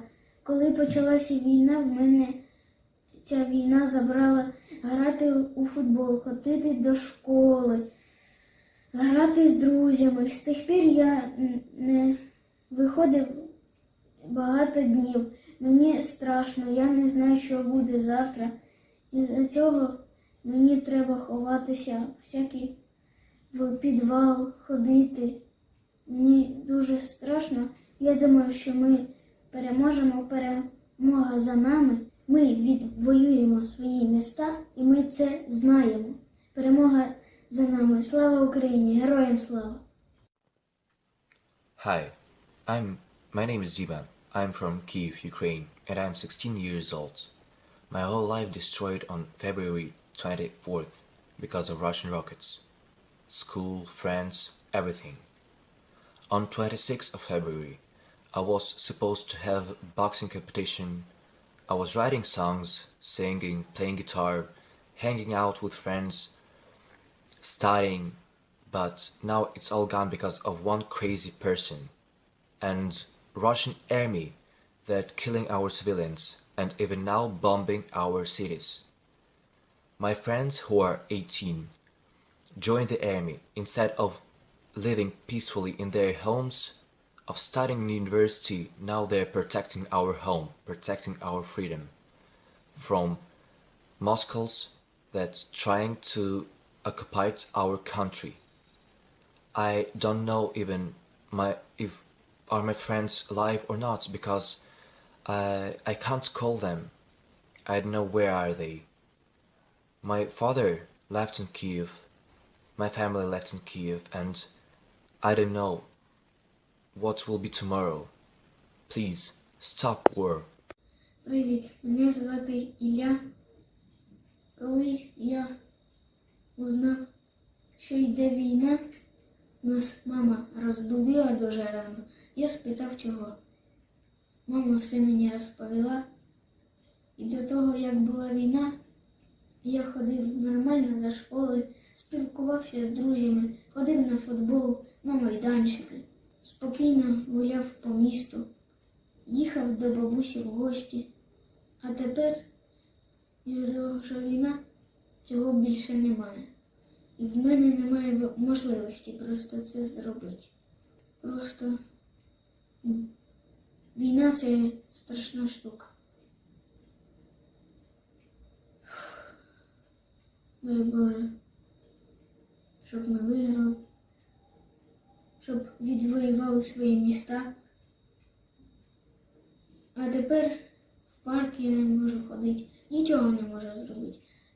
З вулиці не можу вийти, тому що всім кажуть, що там зараз міни. І взагалі зараз опасно виходити за місто, і Херсон зараз під окупацією.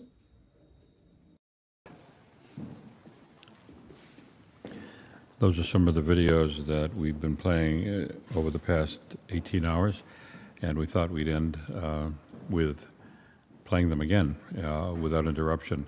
And Anna, I know we've had a very long day, and I think we're getting ready to wrap up. And I just wanted to say a final thank you to some people.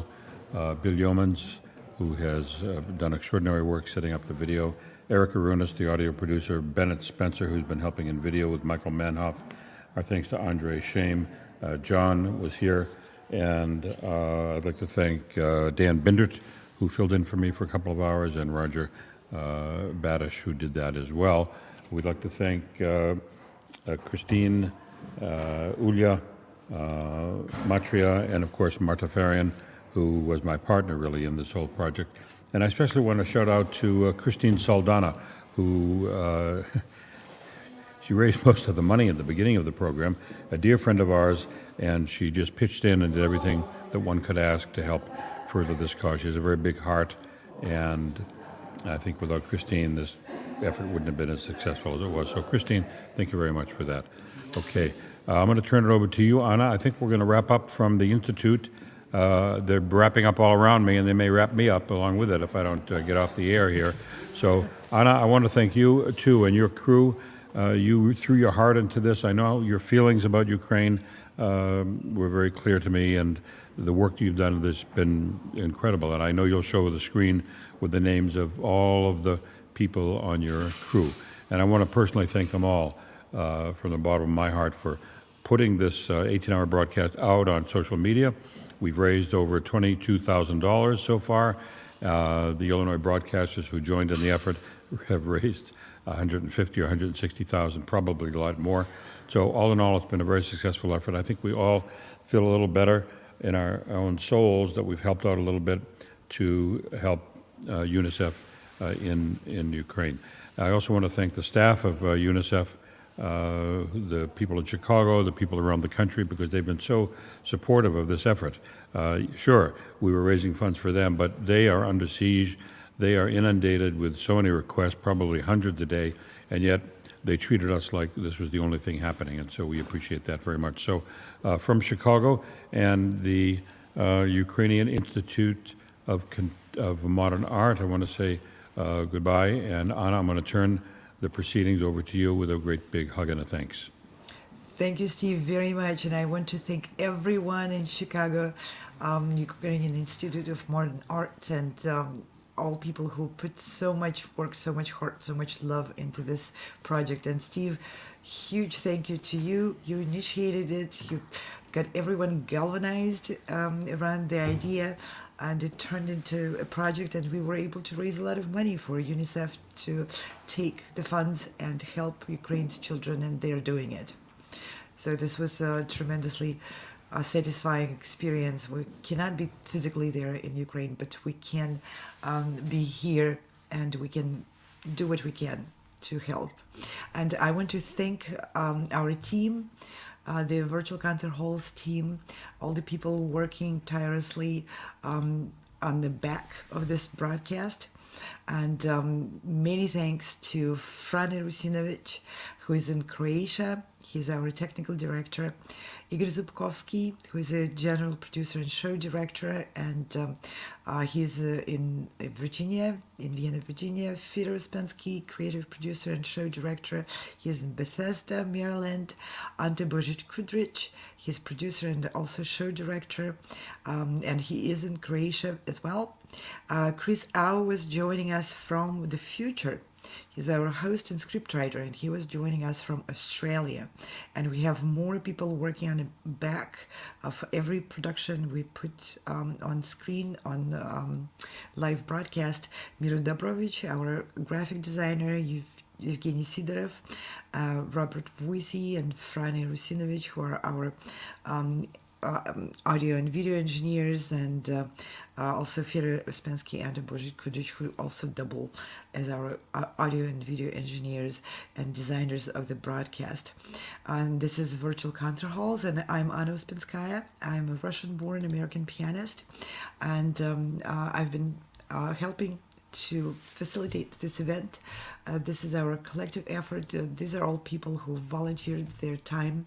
There was Steve just went through a dozen or more names of people who volunteered an enormous amount of effort and time into putting this fundraising broadcast together, gathering information, reaching out to people, making it known, making everyone aware of this opportunity to be part of this big collective effort to put our hands together, wrap our hands around the children in Ukraine, and help UNICEF help those children get some sense of normalcy, get their basic needs met, get them medical assistance, get them psychological counseling, so that they can go through the minutes and hours and days of this devastating situation, not alone, but with someone holding their hands.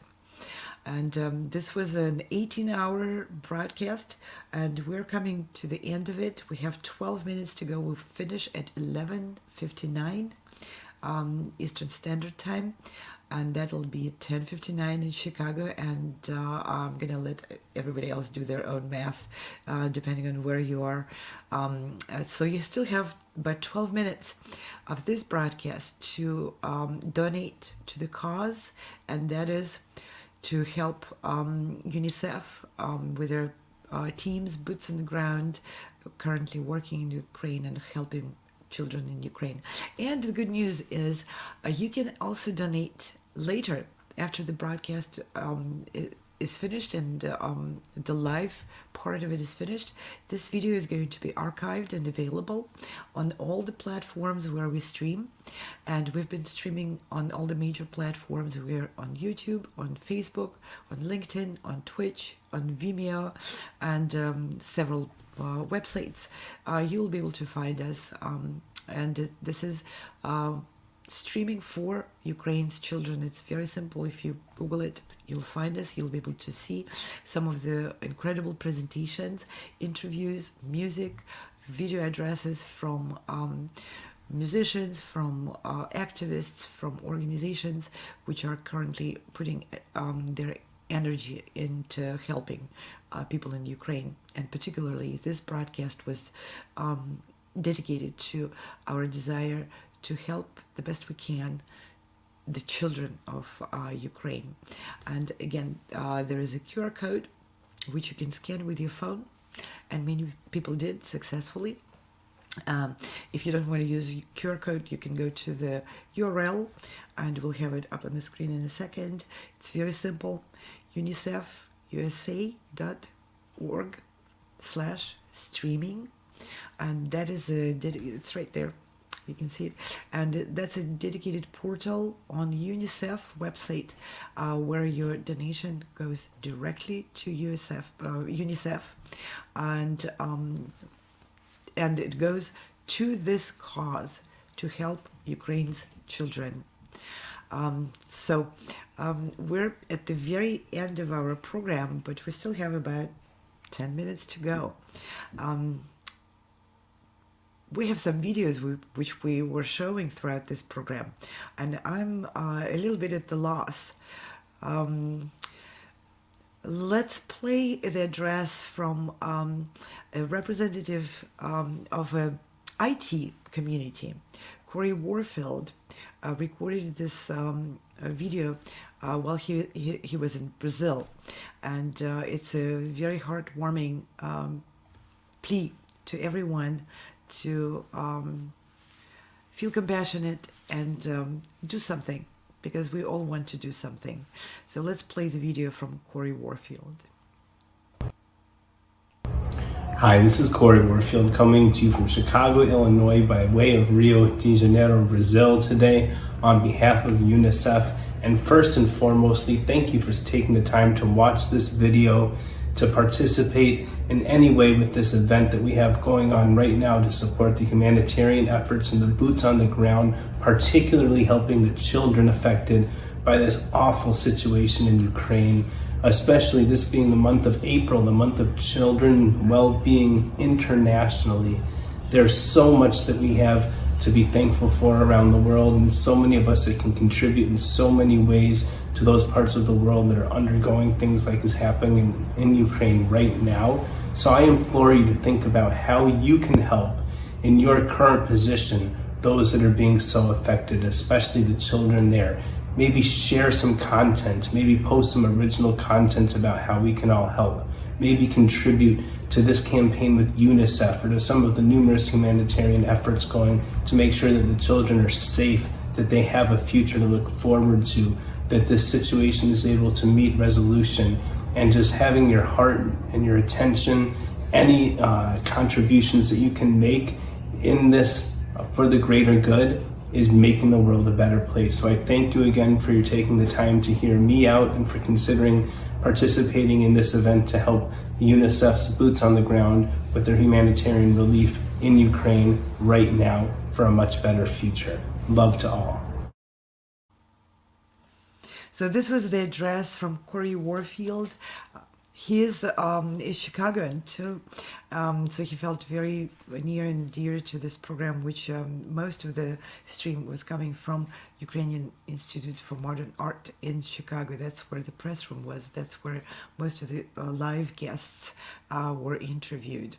And so we have another video which we would like to show you, and it's a compilation of several videos provided to us by UNICEF with the purpose to help people understand better what it is exactly UNICEF does on the ground in Ukraine and how they handle the logistics of the situation, how they're able to take out your donations and make the most and effective help out of it, because the situation, of course, is tremendously traumatic, but not only it's very chaotic. There's a lot of displaced people and a lot of people lost. They don't know where they're going, what they should be doing. So people need a tremendous amount of experience and understanding to how to organize the help. You can't just bring trucks of goods and pile it up. You need to have people in there who understand how to handle different types of provisions and different types of services, and how to streamline them where they're needed most. And that's what UNICEF is very good at. They're very experienced. And let's see this video which explains.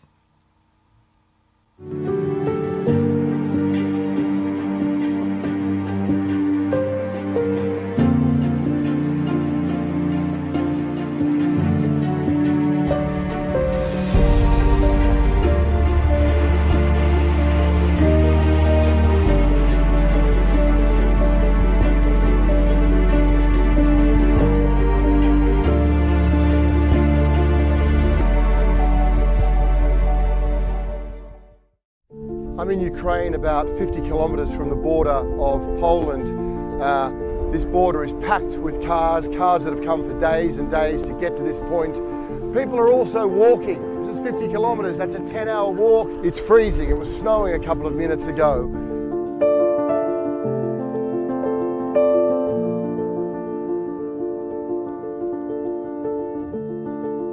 Today has been a day soaked in sorrow, more stress and sadness than I can almost ever remember seeing. I'm just watching all day fathers farewelling their daughters and their sons as they're fleeing across into Poland, husbands farewelling their wives, families being separated. It's gut-wrenchingly sad. But amid all of that sadness and sorrow, then you find places like this where communities rally round, where communities are here from dawn till dusk, cooking food, looking after children, helping people on that journey. That's also what's happening here amid the crisis in Ukraine.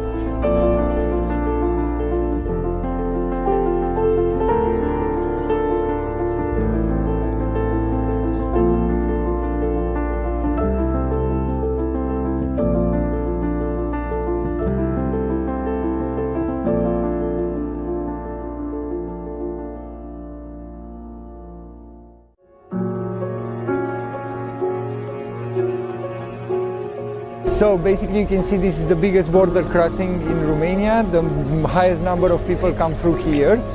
And let me walk you to the Blue Dot and show you what we did. A Blue Dot is a one-stop shop for a range of services being provided to the kids and their families crossing the border here at Siret, from counseling to a warm place to rest and access to Wi-Fi. They're very visible. The UNICEF Blue is here. Also, we hung one from the tree. These are the two containers with the resting area. They're well equipped and warm inside.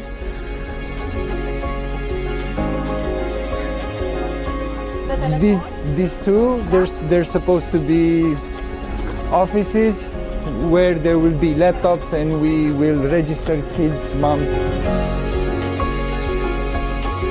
We're passing off the blue dot to the local authorities, and they're the ones that are gonna manage it from now on. We're also providing them with training, how to talk with people, how to talk with the kids, how to manage certain situations. And from this, we're trying to scale up the blue dots so they're connected to each other, so the next country knows what's happening in this blue dot with the family that's coming in from Romania. When they pass in Hungary on their way to Italy, let's say, which happens a lot, they already have the information. If the kids are vaccinated, if they have any medical issues, they already know the history, so they don't have to do it a second time.